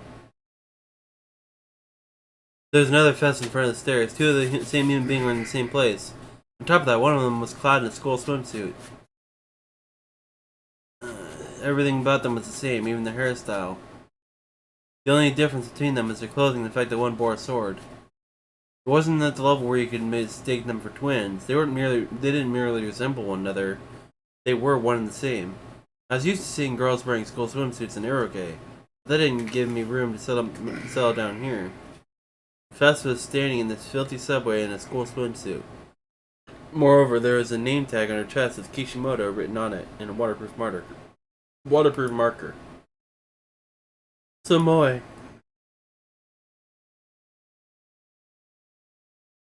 Even though I thought to myself that I shouldn't look, my line of sight kept darting back toward her. Really weird part is when they both started talking. What? What did you just do? I'm trying to skip past it, but it's like it won't let me.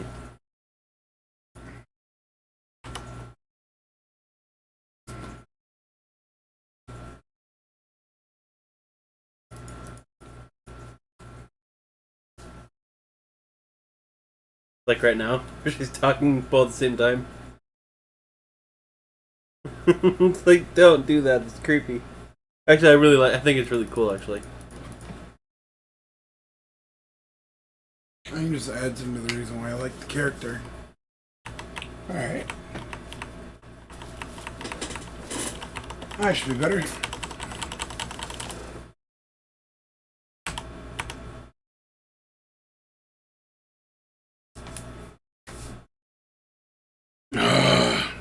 all right, we're halfway there, man. For example, chapter 5. For example, yep, this is one. Green.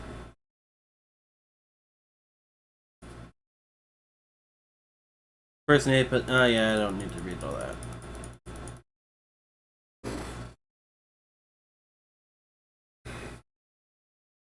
I think this is the one you picked before. I left the classroom and headed for the school exit without a single sidelong glance. However, I didn't forget my custom of walking along the edge of the hallway while hanging my head and doing everything I could to avoid Well, yeah, getting out. because it's the girl walking through the hallway, right? With Yeah. the boxes. Yeah, so I'm not going to read it because I know I already saw this one.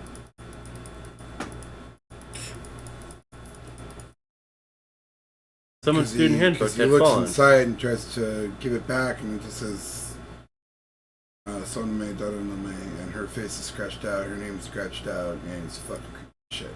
Without meaning to, I stopped. Had the cardboard box girl dropped it? Was this a trap?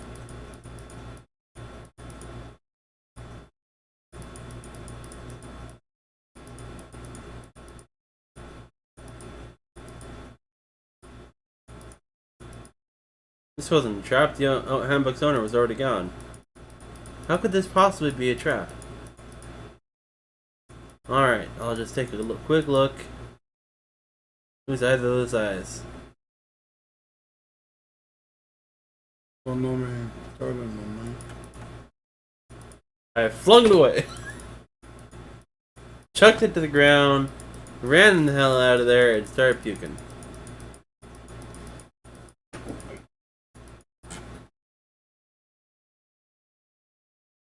I think the red one there is actually kind of funny.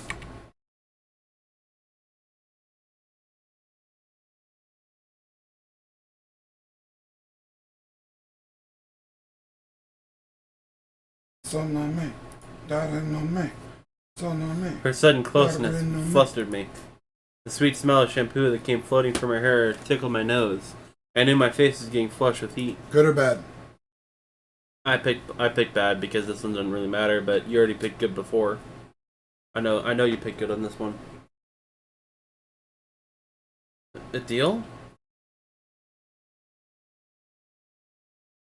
She wore a terribly serious expression as she watched me. My breath caught in my throat. In return, she would do what? In return, I will lend you my steak. Oh God! I'll smash it for you. Hey? Smash it? I felt blindsided. I thought Remy wasn't the sort of girl to act like such a delinquent. Disregarding my confusion, Remy went on talking even more seriously.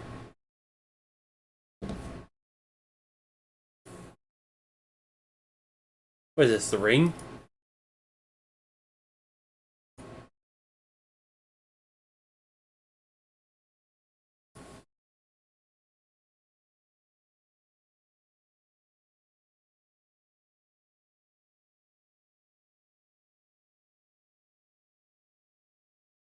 No, it couldn't be.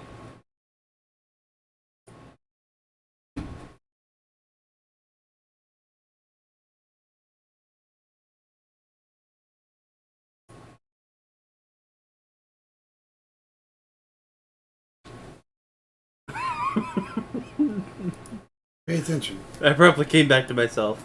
Remy was waving her hand in front of my face, eyebrows knitted in wonderment.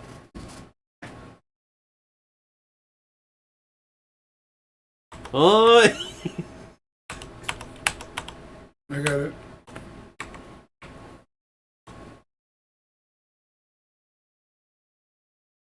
Oh yeah, that time. Where she was like...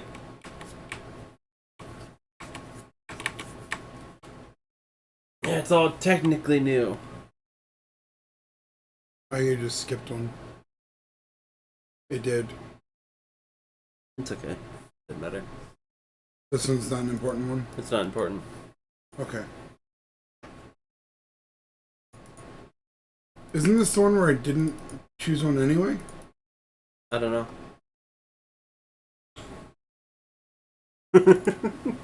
Actually, I might have chose positive. Are you playing Samurai? I shook my head once more. This time, I nodded.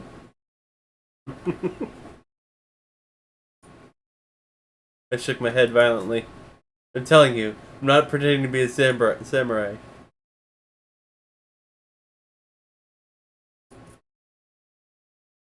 Why else, if not because if it embarrasses me? She'd seen something I shouldn't have shown her. I felt like I was currently quite close to the psychological state of a guy whose girlfriend had just discovered his secret porn stash. Maybe she felt contempt for me.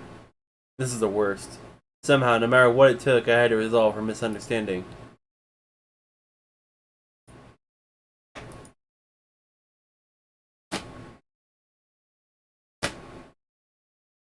Remy writhed in delight, hugging the Saratan pillow I left on my desk chair.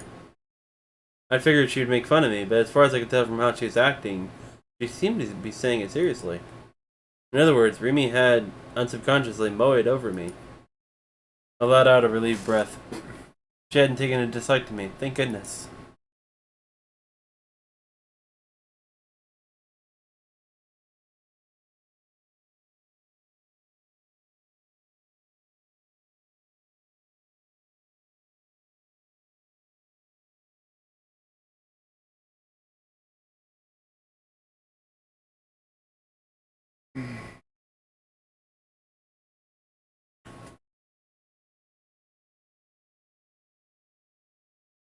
She sure seems awfully interested in any kind of sword he's buying. She seemed unwilling to let the topic go. Was she interested in this sort of sword? Maybe Remy was secretly into grand seeming make-believe stuff too. While teasing me a little for owning the sword, did she in truth desperately long for one of her own? Oh, so tsundere. Hee. She wants a sword of her own. Special sword. Oh, I'll give her a sword, alright.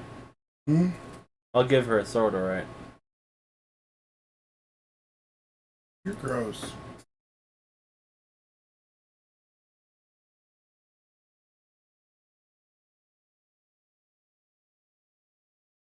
Did I tell her the real reason? If you're going to be there for me from now on, maybe we would end up searching for a real Desport together in the future. It might be better to say it all here and now.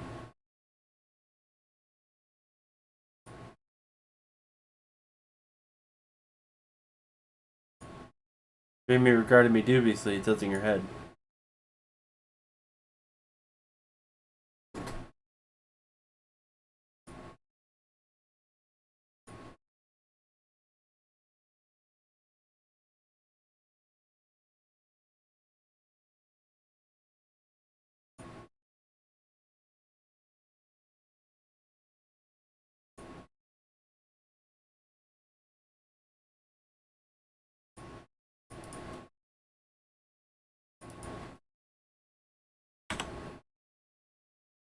It's a flag! That's not a flag.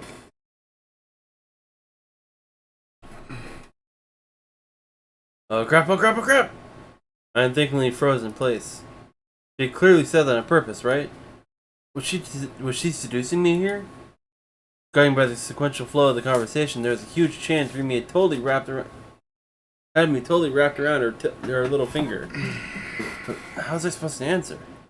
Would it be okay if I said what she was expecting? That wouldn't feel bad at all, but I don't have enough self-confidence to go out with a living, breathing girl. Unsure of what to do, I took a furtive look at Remy's expression. That's a nice, cute outfit. Indeed. At some point, Remy's clothing had switched to something different. Although she'd been wearing a uniform up until just a second ago, had she stealthily changed her clothes in the brief period I had my eyes closed? No, of course not. My thoughts couldn't keep up with her sudden transformation.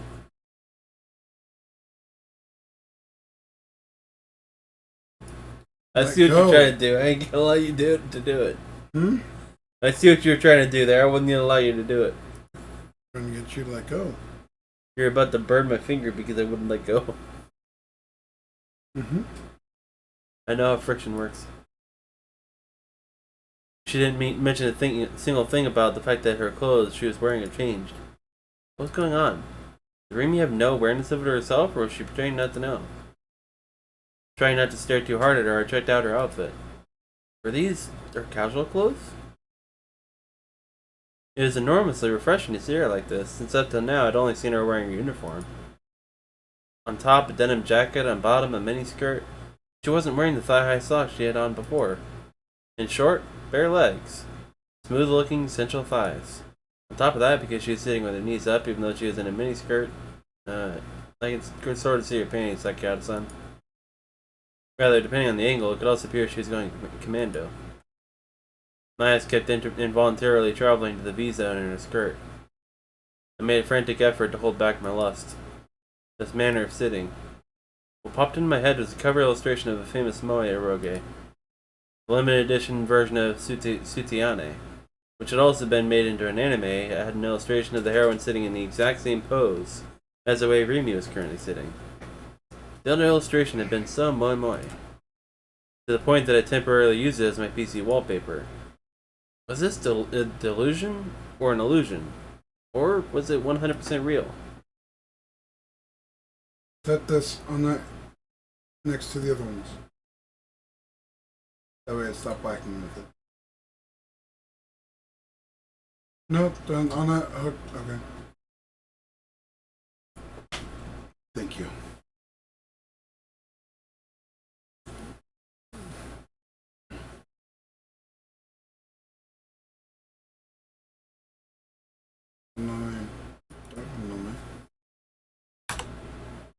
So did I accidentally skip through a trigger one? You did. Not B trigger, no.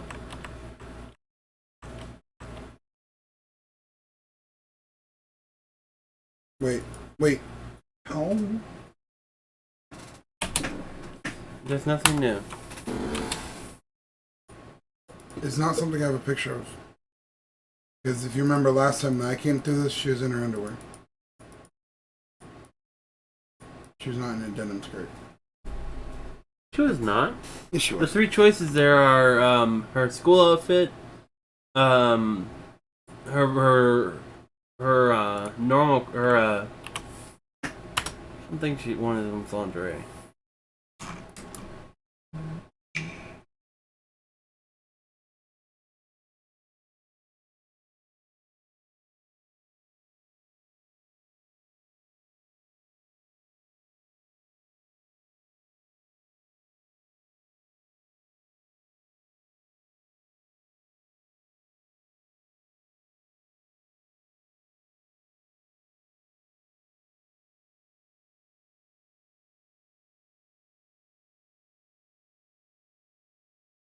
Why do I get the feeling I'm too far back?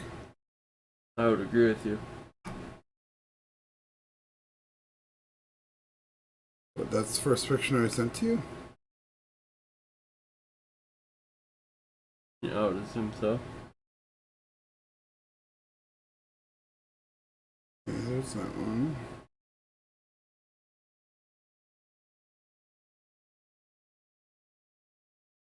And then it goes to that one, which is afterwards.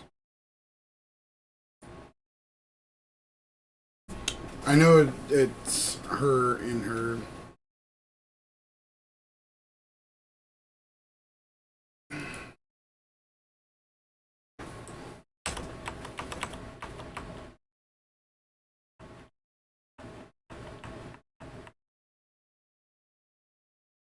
No, see, there is actually a little bit different in that one, but it's just we gotta skip stuff for time.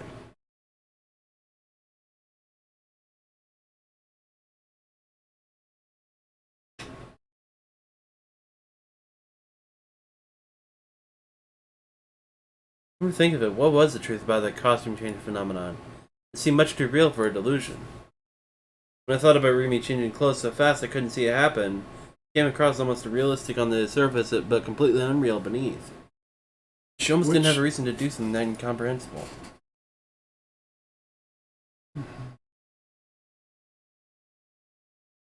What do you want me? What do you want to look up the video that it was in?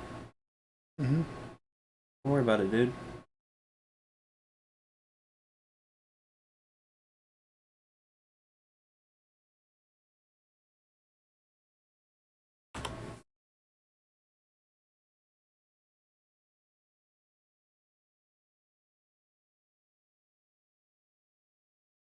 Alright, this one's a flag.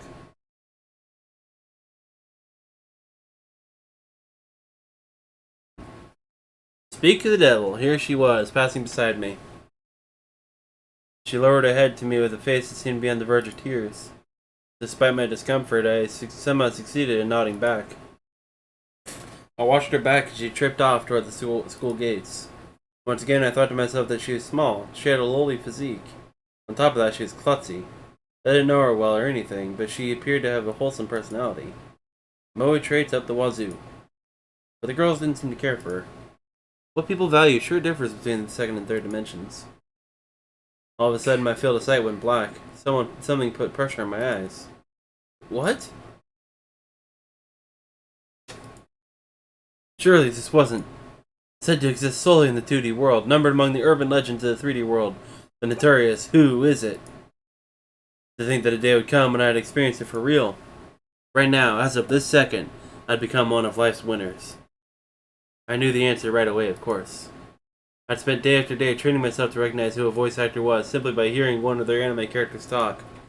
But it'd be embarrassing to say Remy, right? Now, how should I go about replying?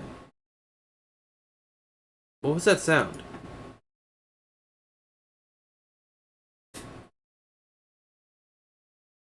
Someone was here. I sensed someone other than Remy.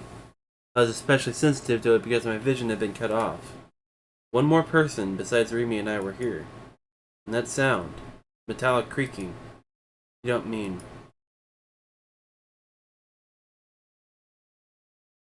Terror rose from my feet, shooting through me in less than a second.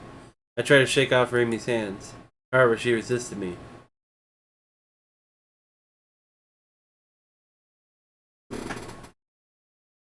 Too weird. Too strange. How could she act so innocent? Hadn't she noticed? Or was she pretending not to notice? I couldn't tolerate the horror of not knowing what was going on around me. Rimi's lithe hands covering my eyes. I grabbed them with my own eyes and peeled them away. Rimi fought back harder. As a result, we ended up grappling, and Rimi's body collided with my back. The soft sensation of her chest. But right now, I couldn't afford to savor it. Somehow succeeding in fleeing Rimi's hands, I leapt away from her and turned around.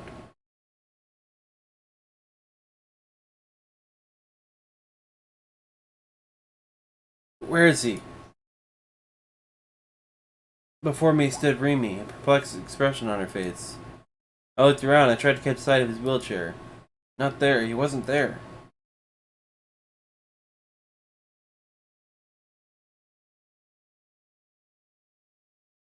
I didn't spot him anywhere. Neither beyond the wide athletic field nor in the building's entrance. There was neither hide nor hair of an elderly person in a wheelchair.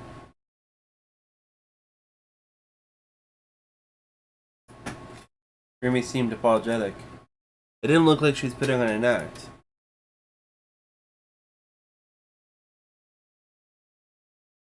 Rimi tilted her head.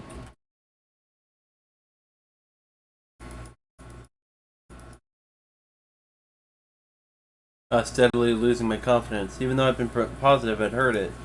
The creaking of the wheelchair, Shogun laughing suggestively as though to taunt me, and Soname Dorunome. It had been an oral hallucination. Did this go to show how badly worn down my nerves were? That must be the case. It was that and nothing more. Rimi gave me a forced-looking smile. Her words reassured me.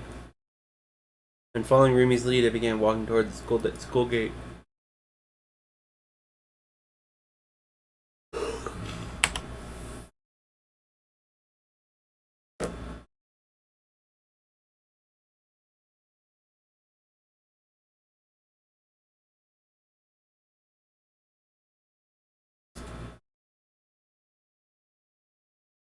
Told you.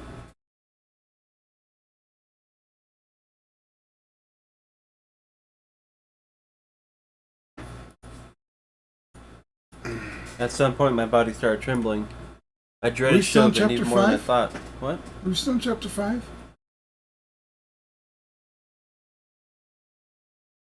We're at chapter 6.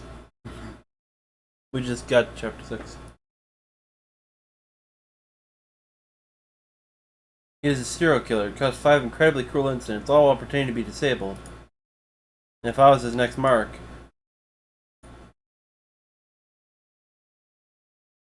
Rimi. As though she'd weighed the perfect timing, as though my creative core had reached her. I think you've already seen this one too, haven't you? Rimi came running to save me from my quandary. Is this the required one? Yeah. She opened the door and bounded in. Rimi took a quick look at my face, then surveyed the area. Awakening the fact that the PC was the source of my terror, she put on a furious expression and began typing. Yeah, I think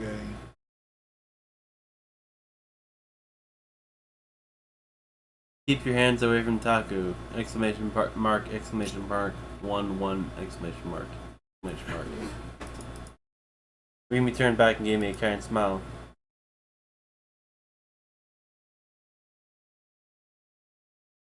Would it really work like that? Rimi could take things nonchalantly because she didn't know much about the net. But putting it harshly would just probably make him angry. To say nothing of the fact that our opponent was Shogun. I held my breath and watched the monitor. After a little while, Shogun puts in another statement.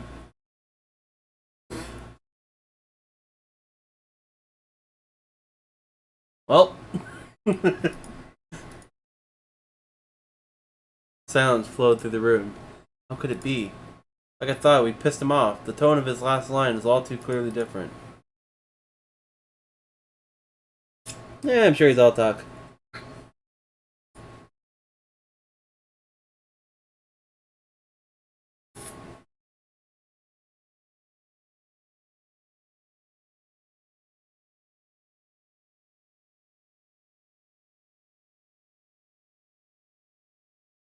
Your lips aren't moving, lady.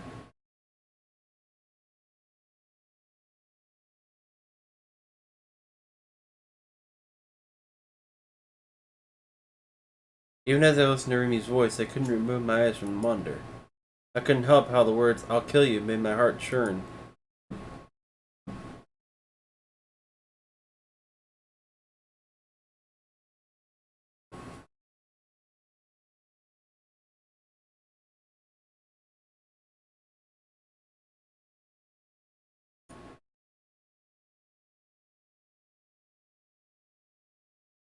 Rimi abruptly fell silent. Eyebrows nodded. She looked up at the ceiling and...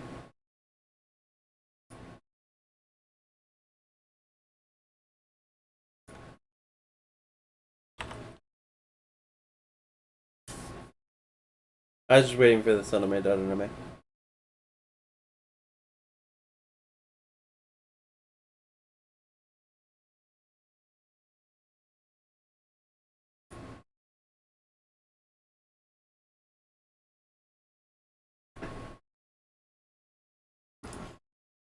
Senna's fierce breathing brushed my cheek, with such rage that it appeared like she would bite me any moment. Oh, please. Please do it. Why was this girl so violent, so scary? When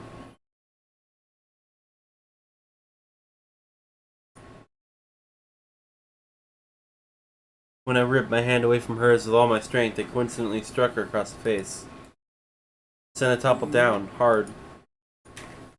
Pressing a hand to her cheek, she lost all her former aggression and looked up at me with a little fear in her eyes.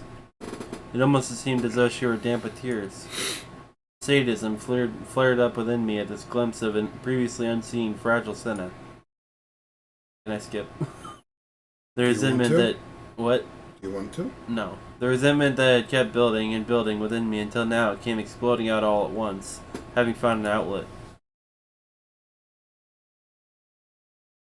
Fighting words. Words I could normally never have used. I said them to her. I am Sonome Darunome. I am Sonome Darunome, man. Don't get on my bedside. Face to face wrath my Shikong balls. It was great. I felt cleansed.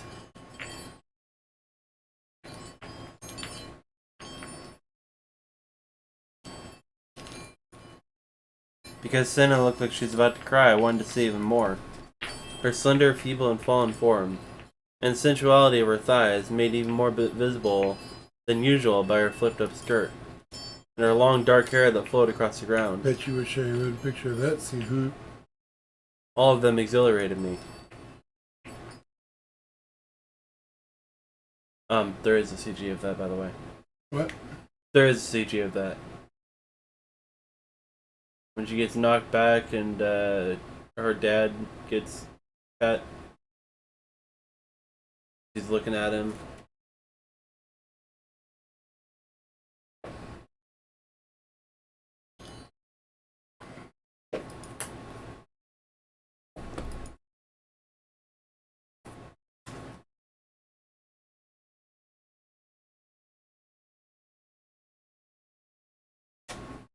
I could no longer stop my rage-driven urges. I wanted to rip this insolent girl to pieces. I straddled the fallen Senna. I seized both of her wrists, preventing her from moving. She ended up looking at me from directly below. Until now, she'd always looked down at me. Now I was on top. The feeling of superiority made my head ring. Her phrasing was typically curt, but her tone grew noticeably feebler. Rather, wasn't she crying? When you got down to it, even she couldn't compete in strength against me, a man.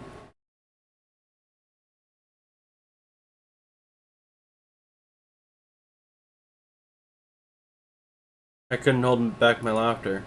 I now controlled her. I could do whatever I pleased with her. Ah, to think such a magnificent world as this existed. Why hadn't I done this from the start? I had wondered what I had been so afraid of.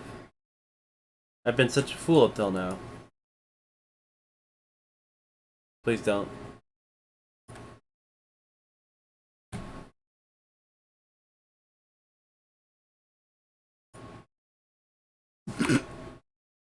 Senna was gripping my shirt front, pushing me back against playground equipment. Well, this is a reversal of the situation. Sure.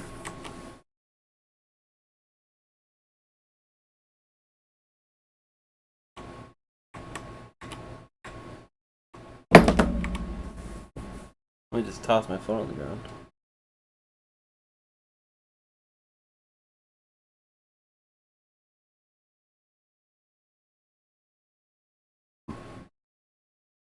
Wait.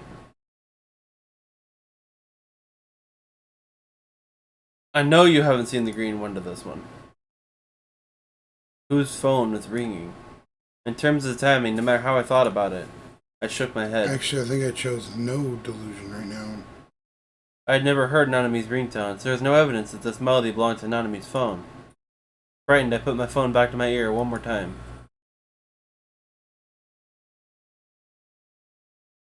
Did you choose green? Yes. Nanami still didn't pick up. Please, hurry up and answer. Ah, it connected.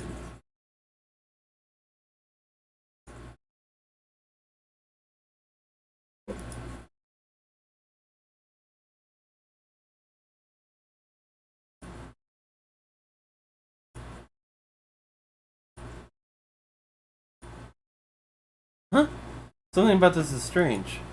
Like I was hearing Nanami's voice not merely from the phone, but also from close by me.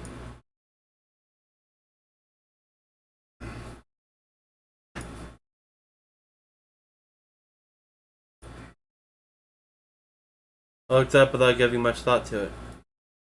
I saw a human figure move atop the bed, wriggling in that narrow space, sending my mountains of piled up eroge boxes tumbling. Surely not.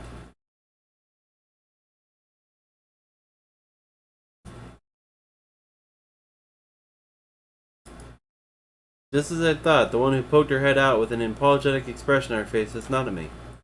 Could it be that she'd been hiding? Since when?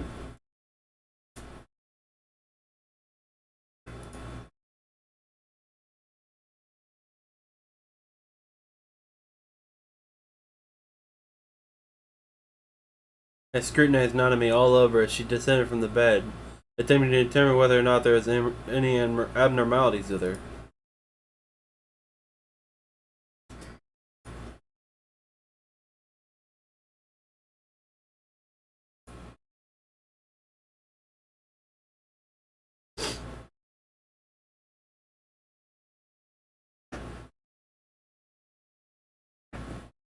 I grabbed Nanami's shoulders and desperately pressed her for a response. Dang it, Nanami, what an impudent little sister. But it had been my fault if Shogun had turned her into a spoiled It'd be goods. the perfect time for her to be in that final scene where she's all rueful and hands missing, snapping right out of the good delusion. Shogun, you better not turn her into spoiled goods, you brat. Your sister. Shogun had gotten his hands on Nanami as a way of provoking me. Nanami had been caught up in my mess. Yeah, but he's gonna blame Shogun because that's his delusion. I wept at how pathetic I was. I'd caused trouble not merely for myself, but also for those around me. A harmless attack on my butt. I was scum. I was garbage as a human being, not to mention as a brother.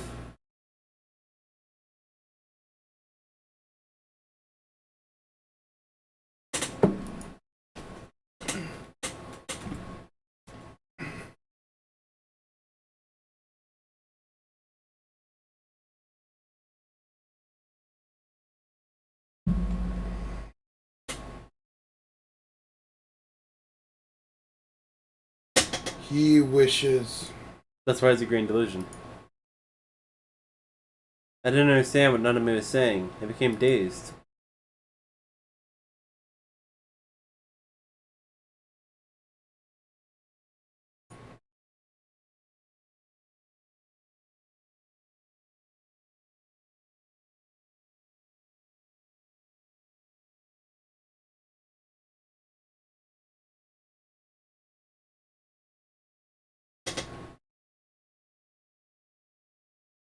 Man, it's even more crushing getting this right before the real emotional scene coming up. Everything's all good. I'm just the bright, cheerful. I was relieved. Even his knowledge of her deception made me think how ridiculous, Don't screw around with me. Being reassured made even bigger tears come spilling out of me.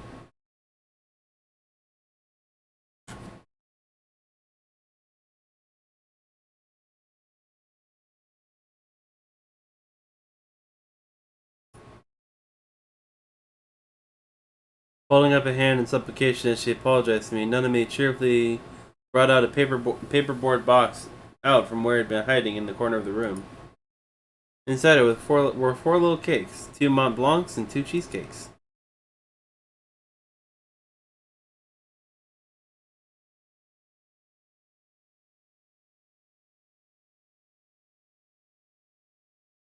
Stop hitting me.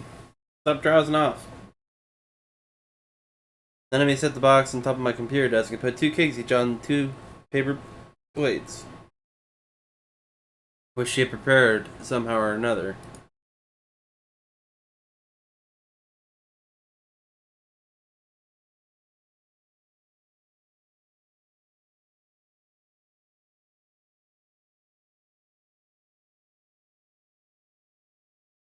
Shut up, you little liar.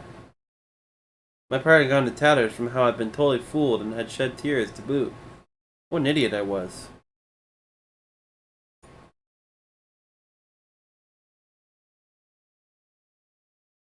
She smiled at me merrily. A scene that was just a wee bit more peaceful than usual. How nice it would have been if this were the scene that came next.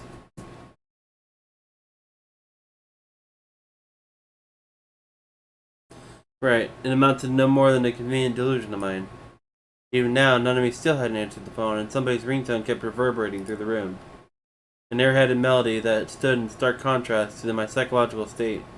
My mood verged on despair. This had to signify that none of me's cell phone was in my room.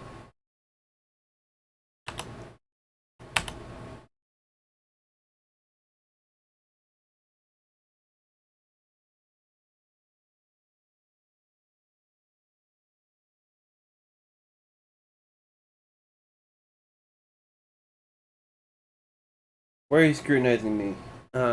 Esper boy, what the hell? Alright, this one's neither. This one's a B flag or a B flag, so. An earthquake occurred, man. Magnitude 5, over 100 people died. Yet why is everyone lying in wait for and getting worked up over an otaku freak like me?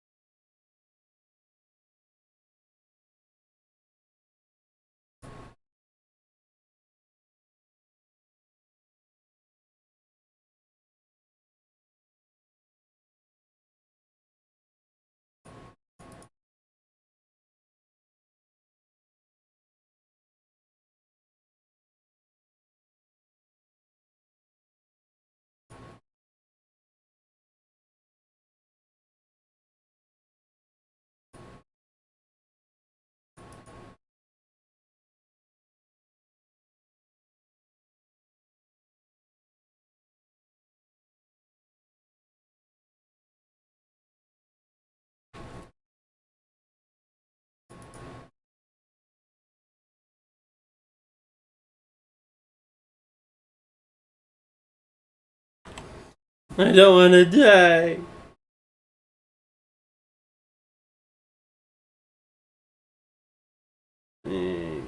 See? Christopher! What? I saw a sword.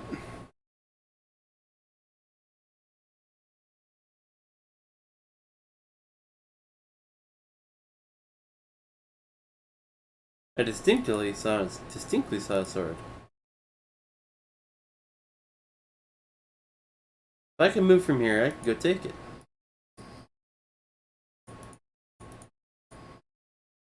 You can see that sword from places other than here. It's not actually a sword.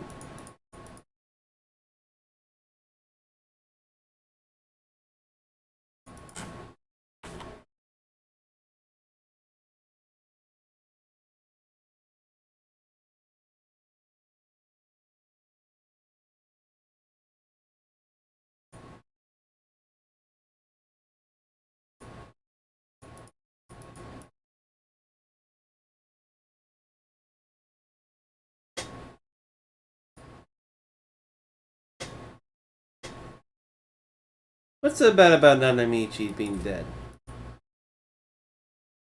Is Nanamichi's life more important than your own? Nanamichi's my beloved little sister, and when you get down to the nitty gritty, she's just another person, right? Oh, maybe sad if she dies, sure, but nothing more. That's not gonna harm you. It wouldn't. Give me my foot back.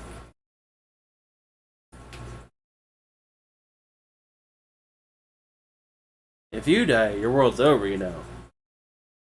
Get it? Nothing's left behind once you die. There's no life after death. There's no such thing as heaven. There's no such thing as reincarnation. All that'll happen is the biological process of one little animal called Taki stop working. You won't be able to observe the world anymore. That's the same as the world ending.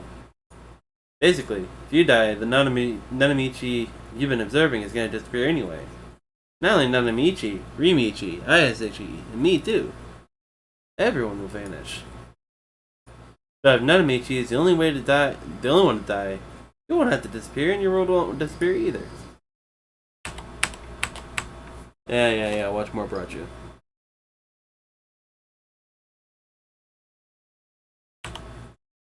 Yeah, I give up. Let her die.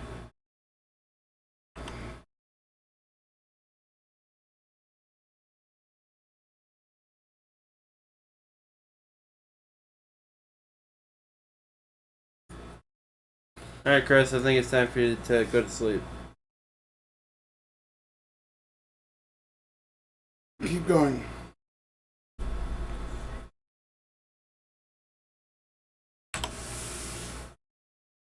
You're literally reading a repeat of the character I hate. The odds of me staying awake during that were none. Even so, why'd I have been taken to this hospital? This is a flag. To it? This is a flag. Husky-san being here meant this is the hospital I usually went to. There certainly wasn't anything strange about them bearing me to a general hospital. But something about it didn't quite fit together. The question of why has Hazuki-san come to check on me nagged at me. After all, Hazuki-san is a psychiatric nurse. If she come to look in on me, doesn't it mean this room is part of a psychiatric ward as well?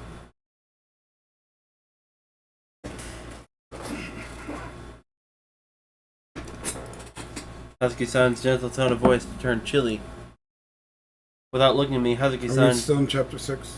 No, this is chapter 7. Okay. Hazuki-san continued speaking flatly while writing something on the paper she held in her clipboard.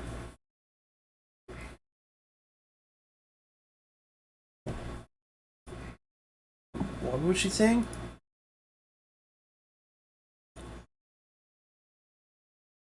What?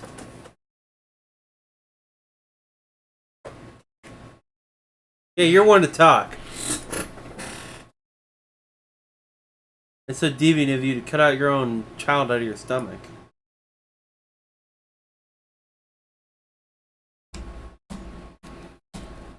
So you said the only reason why she's wearing glasses is because I answered that thing earlier saying that. So for your playthrough, she didn't wear glasses? Correct. Weird. Are you planning to plead temporary insanity?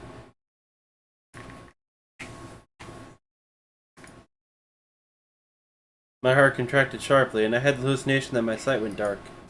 I became unsure of myself. I killed Nanami, you said? It's a lie. Stabarashi. Husky's hand went still when she stopped writing. She deliberately held her clipboard out to me. Suname Dadaname.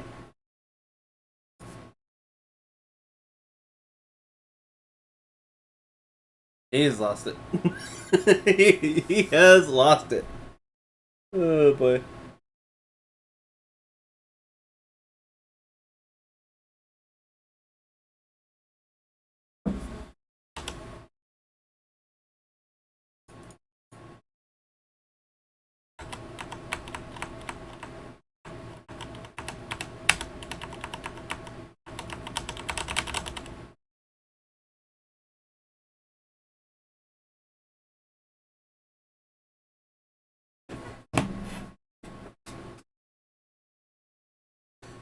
So, I'm going to say that once we get to where the branching path comes off, or even just chapter 10 in general, we should call it, because You're just too tired to do the whole thing, and it goes on for quite a while.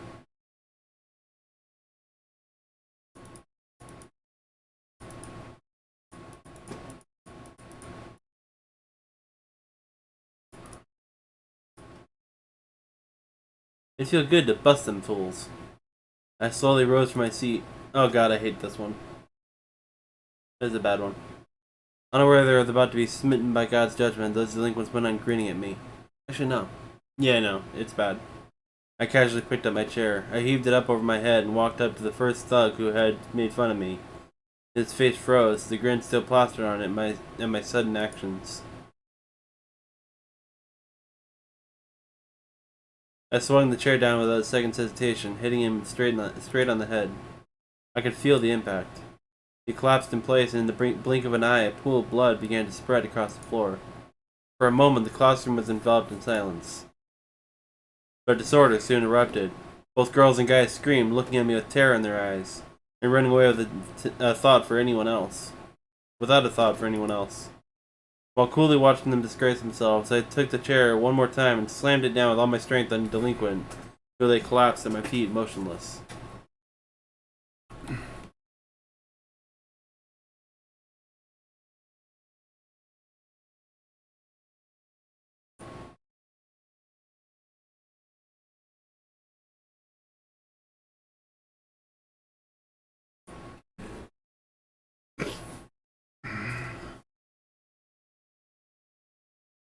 His body convulsed, but whether because he'd passed out or was already dead, he made no sound.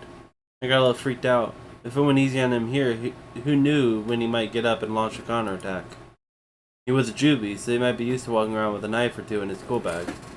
I'd already resigned myself to the fact that my life was done with, but I didn't like pain. I had to kill him. I couldn't pull back until I was sure of his death. I crashed a chair into his head for a third time. And again. And again. And again. And another blow. No, not maybe it's a green delusion I hate. Oh well. We good? There's currently a bit of splatter horror playing back in my brain. I seriously wanted to beat them all to death. The more I thought about it, the more I felt driven by the urge to do it. Maybe the second I acted so recklessly the world would reset itself. My simulation of the choice that leads to an unhappy outcome would come to an end. I'd return to the previous world. And Raimi would be there, just like she would... Okay, yeah. Josue's just sitting in the back of the classroom like, ooh.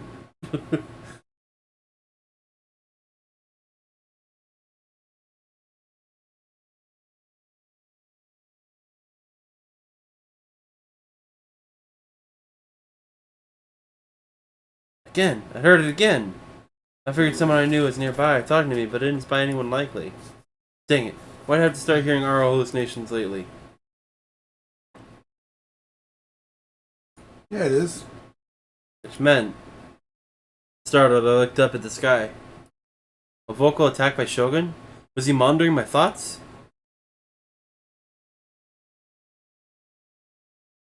He was attacking me via satellite. Crumpling under the pressure, I cradled my head and squatted in place. He was gonna kill me! He was gonna kill me this time for sure! I hadn't done as he said at O-Front, so he moved into action like this out of fury at me. What should I do?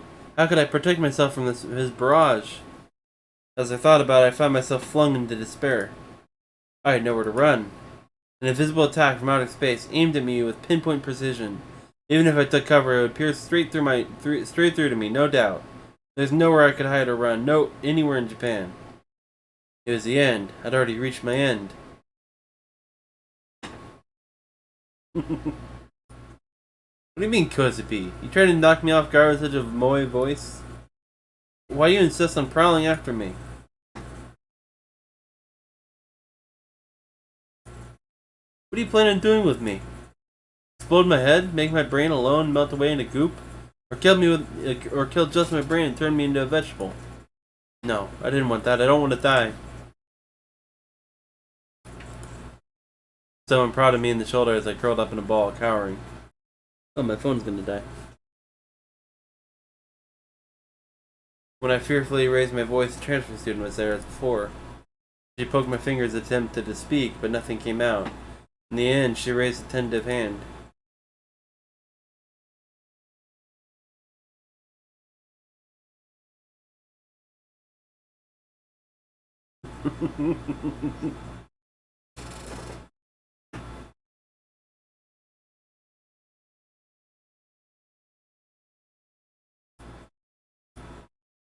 Orihara Kozue. I can faintly recall hearing that name from Mizumikun a long while ago. Kozue, Kozupi. No. This voice is being sent straight into my head? The transfer student nodded with all her might.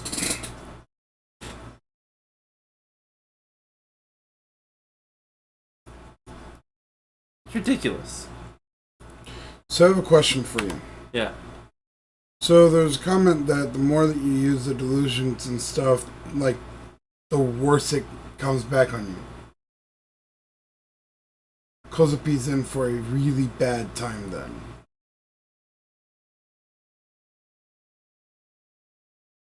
So is Senna. Senna doesn't use it near. She rebooted her sword like 15 times. I mean, at this point, Senna didn't do it near as much as Taku, mostly because I feel like Taku did a lot of it without thinking. Kind of like the original Taku did.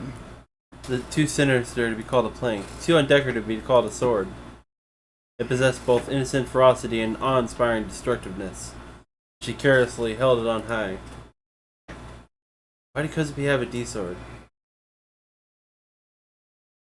Smiling innocently, Kozupi turned back toward me. That vast, noble-esque plank flashed as though to slice the air. And your head's gone. Eh? I couldn't quite comprehend what had happened. Everything ended before I had time to react. Kozupi embraced her D-sword with her petite body. Plastered to it wetly was blood.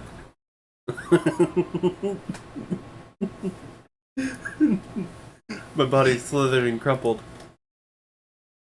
As I began to collapse, I tried to catch myself by stepping forward with my right foot. But my leg wouldn't move. I lost all sensation in the lower half of my body. There was a scorching heat in the area around my waist. My body fell forward. I couldn't move freely. Barely lifting myself with my hands alone, I looked at myself in confusion. Blood gouted out of my side. My intestines, spilling forth, glistened wetly. Pink meat clutched to my exposed white bones. A gouged body. It didn't seem like my own. Unable to believe what I was seeing, I looked up at Kozupi, gazing at me with contemptuous eyes. Kozupi took her D-sword, and with her sweet little tongue, slowly, as if she were putting on a display for me, licked my blood off of it. And then we come back and Kozupi goes, "What the fuck?" I love that delusion so much. It's just like, I am Shogun's henchman. What? Bye bye, Takumi-chan. I like most of the comments that he says when he comes out of those like really dark ones. My delusion made me feel sick. There's no guarantee that it wouldn't become reality. Assuming the worst, I opened some distance between me and Kozupi. I braced myself to be ready to flee at any moment. So she hadn't noticed how I felt. Kozupi strode lightly around the store, sword in hand. She made no attempt whatsoever to conceal her sword from those around us. So she just completely ignored his delusions. Like, yeah, I know you had that, but I'm just gonna ignore it.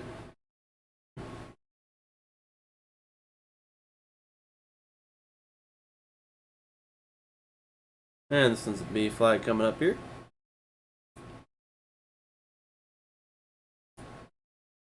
I tentatively held the winning stick toward her.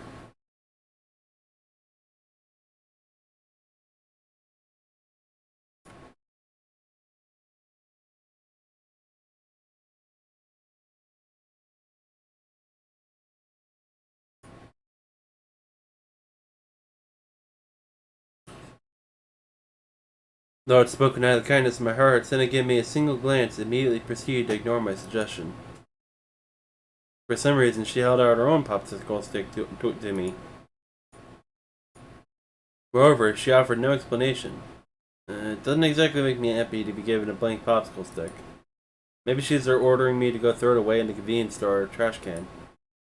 With her, such a thing seemed more than conceivable. Senna definitely had a bunch of weak-willed younger brothers, and she probably ordered them around all the time. Ugh, making a fool out of me. But things might get scary if I disobeyed her, so I bit my lip and unwillingly took it from her.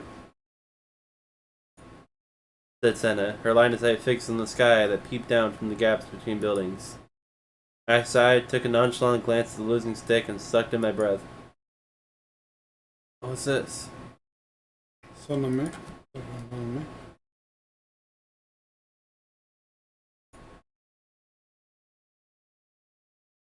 Senna explained with a satisfied expression.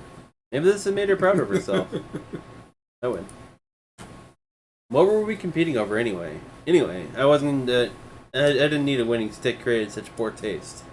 I felt like snapping that dang stick in half, but I sucked it up and handed the stick back to Senna.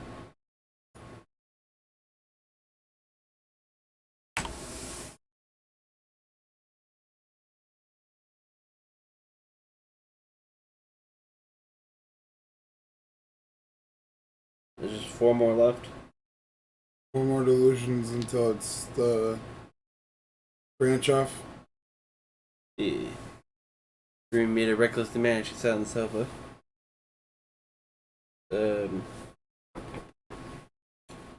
Question: 4 more delusions in general, or 4 more? 4 more flags. Like I said, because you need like some sleep. We could just play until the branch is off, and then like do the rest. I'd rather tomorrow. just finish it.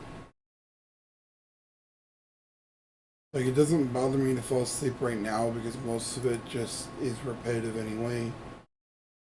Oh yeah, it's slightly different. So instead of imagining her in her underwear, you're imagining her cutting her head off. Ooh.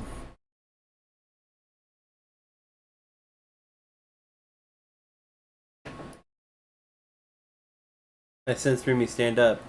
When I turned around, startled, she was already facing the door. Flustered, I tried to call her back, but panic made it hard for me to speak properly. Oh my god, my phone's almost dead. Frick. What am I supposed to do, dude? I can't... How am I supposed to charge it?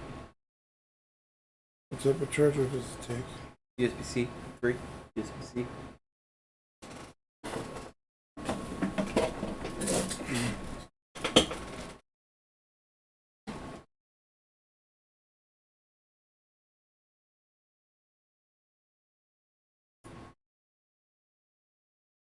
Ow! Sorry! God damn it!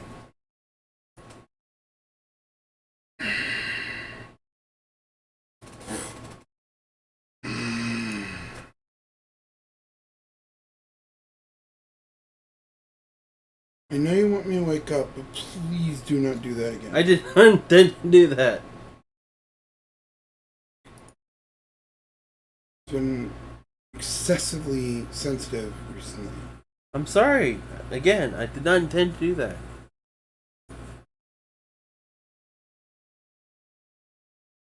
I guess there really are girls out there asking such mean-spirited questions, even though they know very well you can't possibly answer. I don't know what the question was.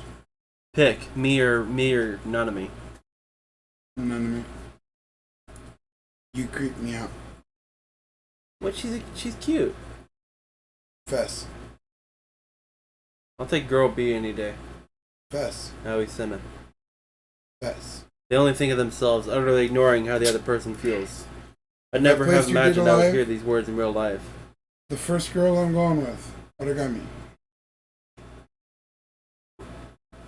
What, Date Alive? So it just Why do you like Origami so much? I don't know. She's like one of my least favorite. Why do I like the doll from Darker Than Black?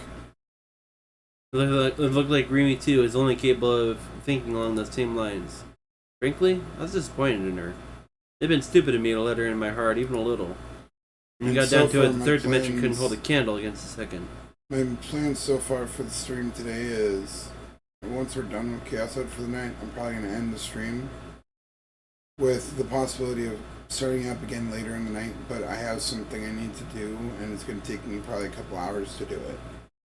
So I'm just going to end the stream, and I'll probably start up later today.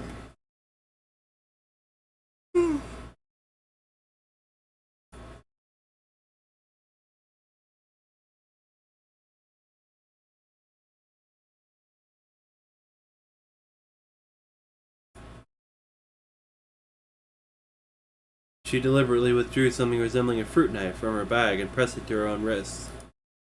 Struck down, then terrified, I quivered.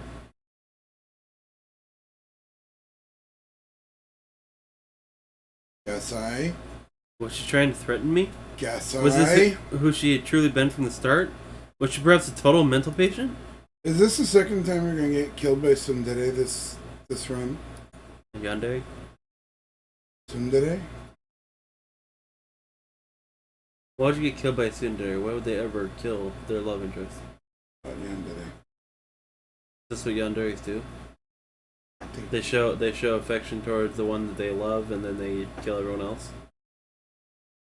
kill everyone else, not Okay, Cersei. so she could just be a Yan period. Kill everyone. All right. No. There is no dairy. There is no affection. Without meaning to, I answered her seriously. Although you were supposed to disregard a mental patient's threats, I regretted what I'd done, but it is too late. Rimi's voice sounded horribly cold. Her eyes were bloodshot. Her mouth formed a mocking smile.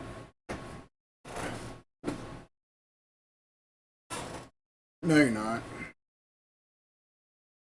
Don't lie. You're lying.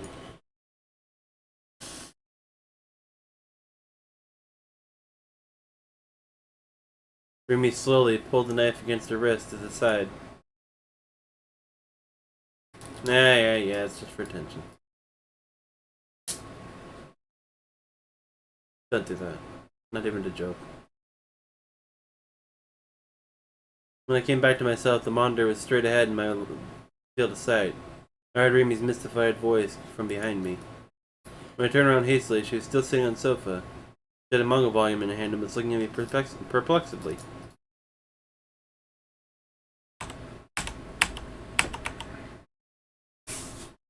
No.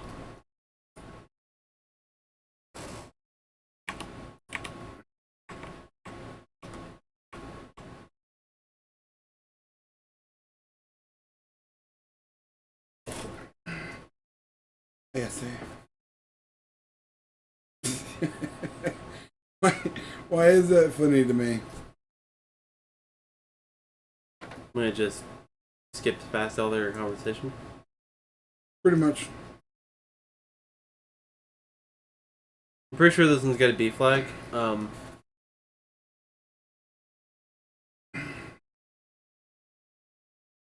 What's your phone's charge at? 6%. Huh? 6%. Okay. Why is this no longer full screen? Because when you handed it to me, I goofed it.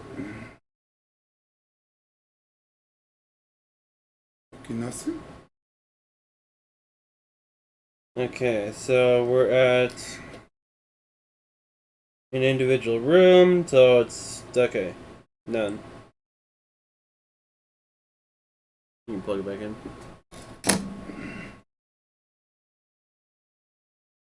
When we entered, there's a bathroom included on the right hand side, and a bed at the very back. The light at the setting sun shone through the window behind it. Crucial ingredient, Ayase herself wasn't on the bed, judging by how the sheets were mussed. She must have been there recently, but the window was open. White curtains fluttered in the wind. Where'd my... It bothered me oddly since I first entered the hospital room.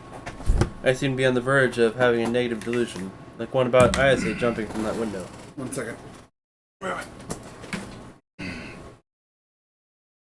Usual chips. I'll be right back.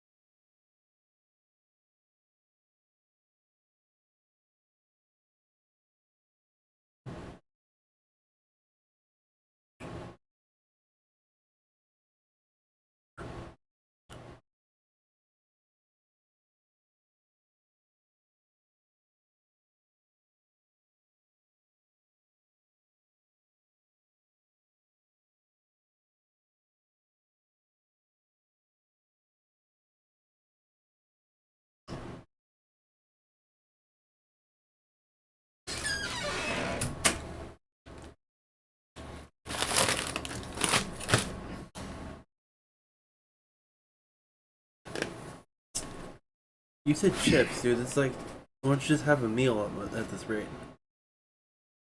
1, 2, 3, 4, 5, 6, 7, 8, 9 different snacks. For most people, just a bag of lunch meat would be enough.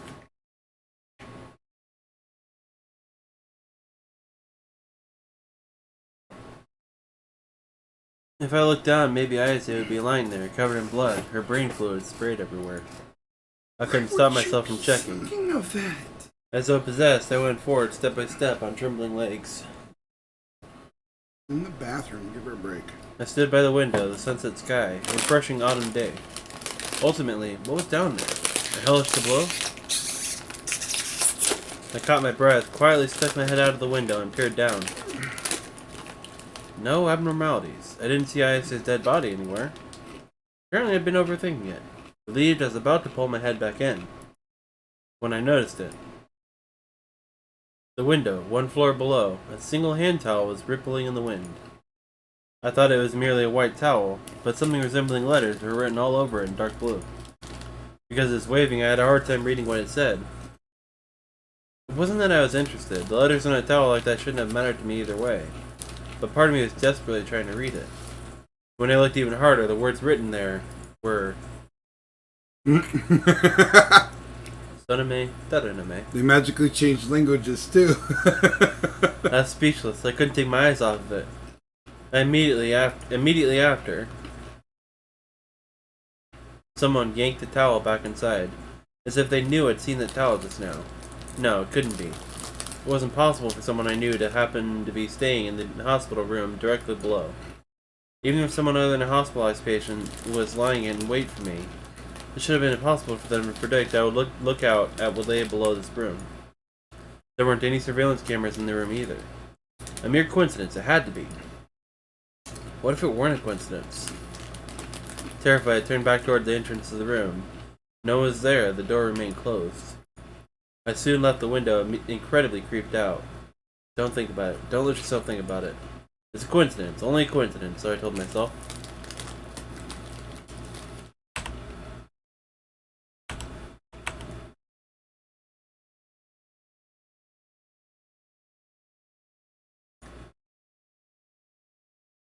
On the 7th page was Whose Eyes Are Those Eyes? Was that there the first time? Yeah. Huh. I think so. I mean, it strangely didn't let me, strangely stopped my skipping thing there, so maybe, I don't know. Glad you'll remember now. You need the, I'm pretty sure it's already, I'm pretty sure I checked it negative, but I could be mistaken.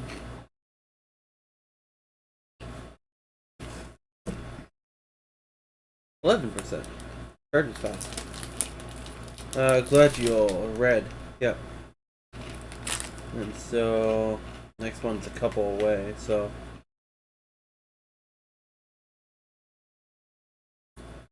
This voice green. Okay. I'd seen it when I first looked up D-Swords. It had said that D-Sword was a sword that originally appeared in pseudepigraphia from other forms of literature discussing the legend of Gladiol. Masumikun quietly stood up and walked over my direction. As he brushed by me, he put a hand on my shoulder.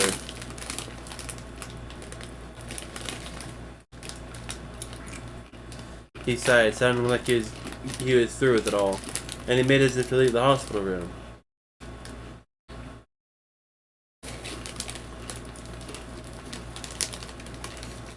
Which is when Ayase addressed him at last.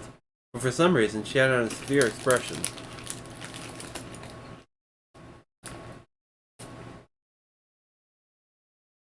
you're probably worried about the phrase, the use of the word escape.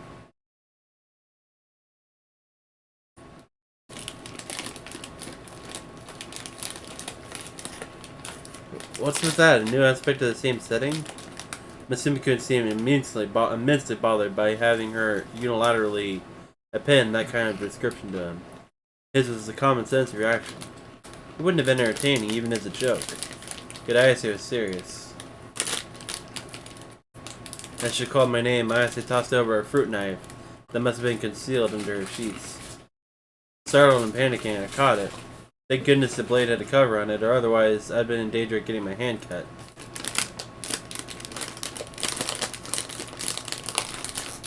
Him. I had been looking at Misumiko when she said it. What was going on with this crazy development? Discombobulated, knife in hand, I went into a dither. I love that line. Like, what?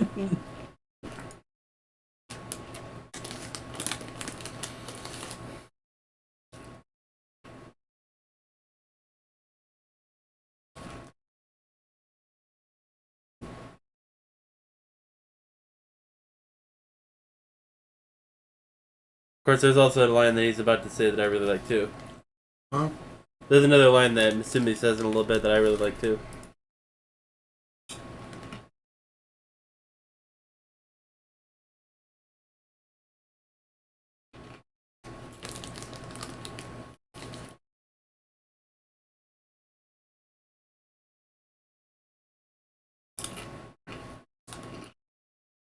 Expression strained, Misumi-kun took a step back from Ayase.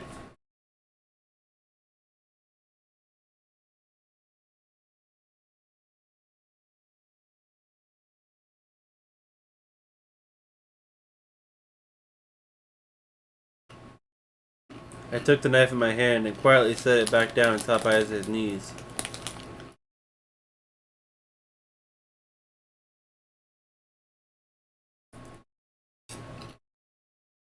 She looked up at me with sorrowful eyes. You can't kill Misumi-kun just because you're looking at me like that, you know? It had nothing to do with Gladule or whatever. If I murdered someone, I'd be a criminal. No thanks. That's all it boiled down to.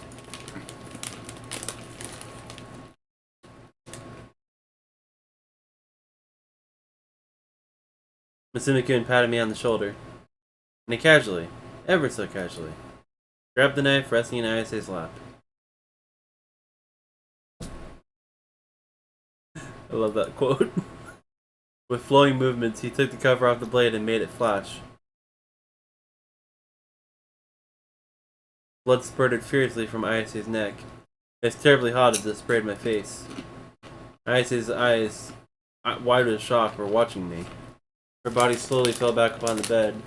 The sheets, once pure white, began to soak themselves scarlet.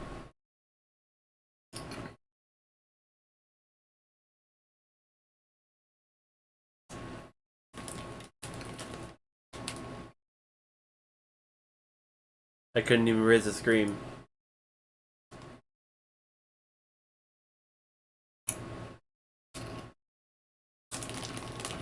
As he spoke, he straddled Ayase where she lay. He dug her eyeballs out without the slightest appearance of hesitation. Even then, her body didn't so much as twitch. Misumi-kun, turning back at me, smiled viciously and murmured,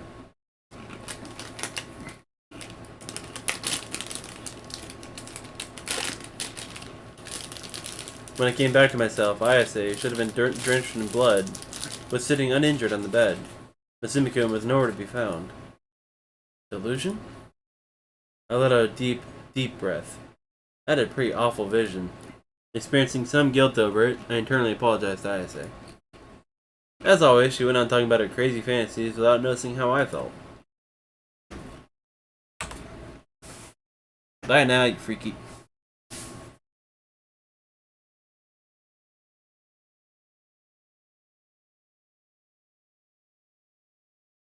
Have we done the 11 required ones?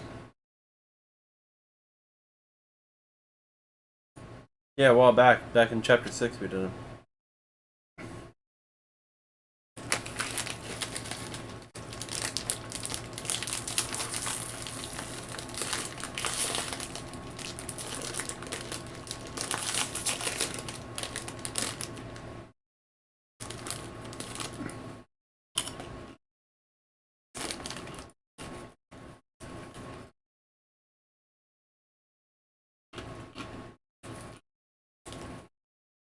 Something a tad proud of herself, Rumi began revealing some shocking news about Ayase.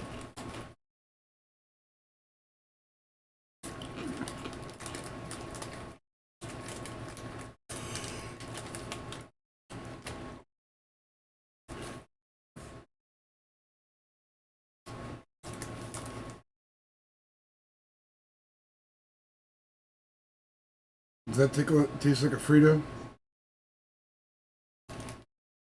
Yeah. No. Got a bit of weird aftertaste, but it's all good. It's not salty enough.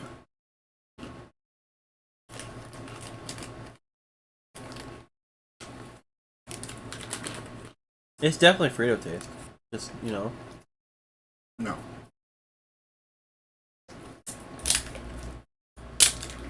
This isn't the time for tahaha. Anyone would get pissed if you treated them like a murderer without any evidence. Ah, but Remy hadn't gotten mad when I treated her like a murderer, had she?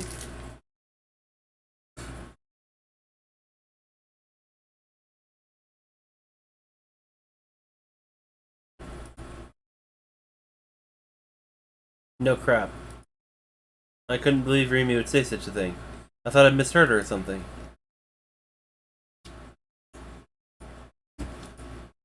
A voice of strong projection resounded around us.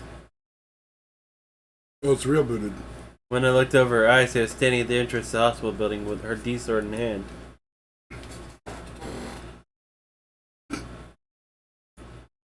She shouted, brandished her sword, and lunged toward us.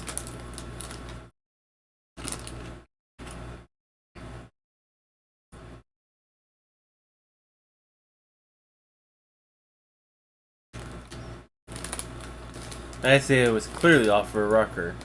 She steadily barreled toward us. Crap, better run. She'd kill us if we didn't run. My excessive panic made me trip. I fell over ostentatiously. Remy and Sumikun abandoned me as they escaped. You dicks! I stretched out a hand toward their diminishing backs. Shanae. When I turned around, Ayase was right in front of me, her sword raised high overhead. Ah, poor Taku. How many times are you gonna get killed?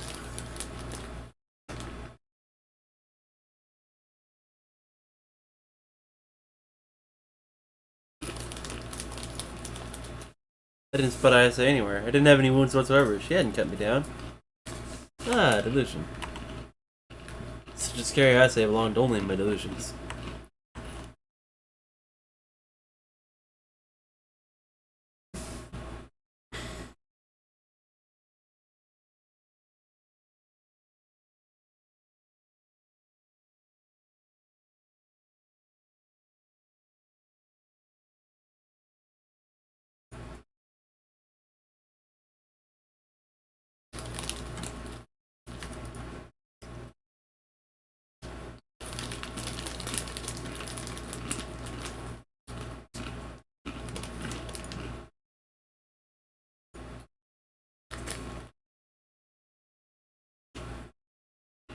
I made my request to her. I was so nervous I felt like my heart would leap out of my mouth.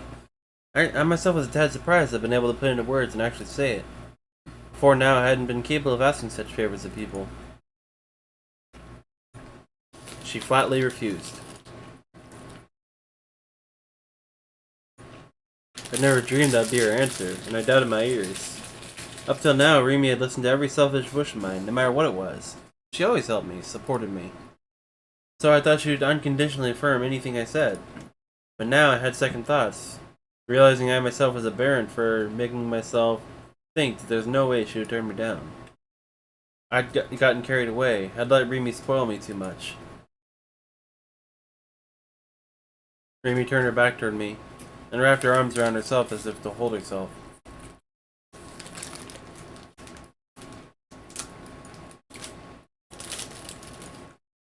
A firm tone of voice, like she was giving me an order. I grew confused. I couldn't comprehend what would make Remy say that. What kind of face did Remy have on now? I didn't know.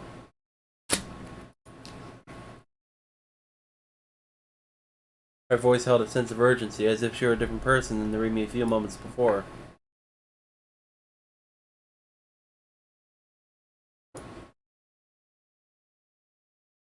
It'd be problematic? Rather, this is a delusion, wasn't it? Or else...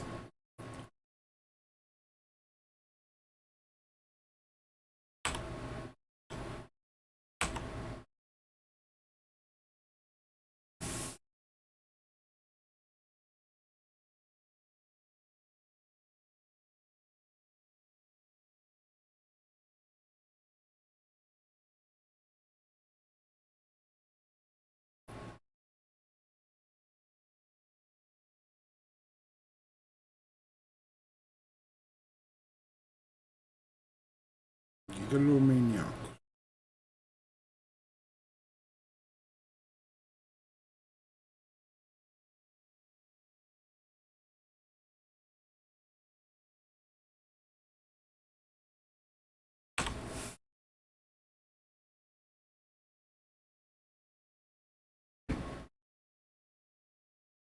I'm gonna need that. Hmm? I'm gonna need my phone. I don't think there's anything here, but It's at 29% or whatever, so you should be good to have that for a bit.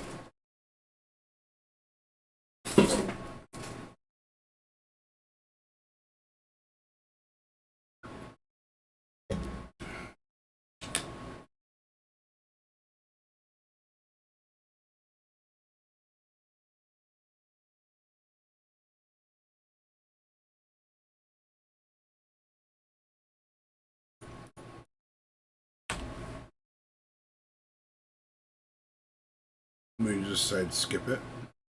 because red and green were both the same thing, he just tells him not to delude himself.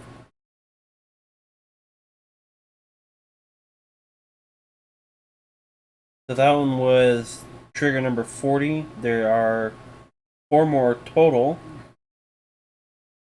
43 and 44 actually have triggers to them.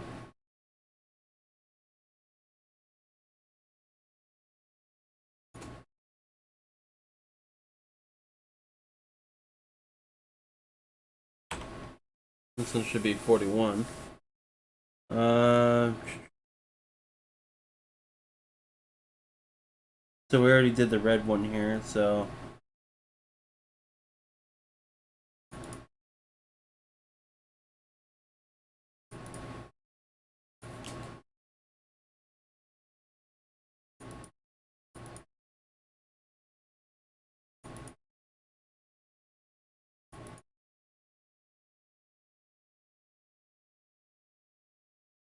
no matter how much time passed, the impact didn't come.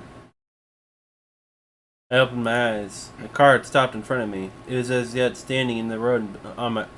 I was as yet standing in the road on my 2 feet. The driver got out and started going on and on at me loudly. He shoved me in the shoulders and yelled, "Why?" I collapsed there, weeping.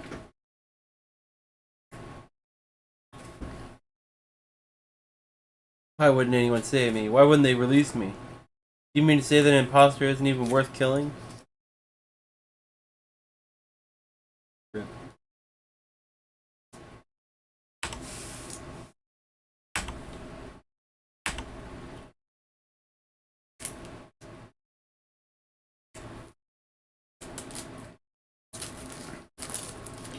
And you're saying this is the last one before the Divergent?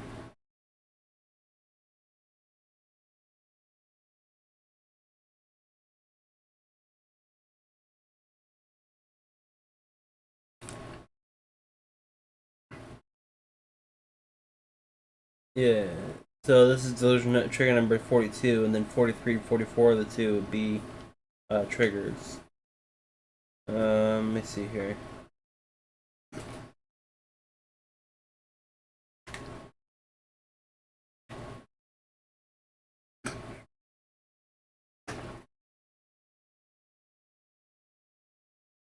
You already saw the normal one.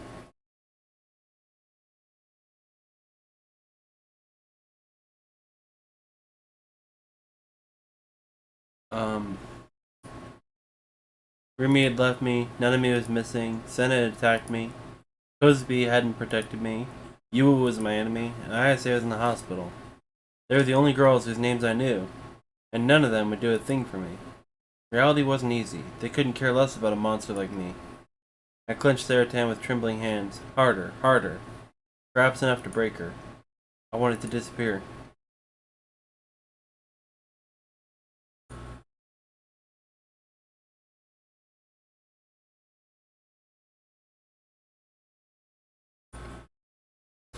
I opened my desk drawer. There ought to be a knife in there.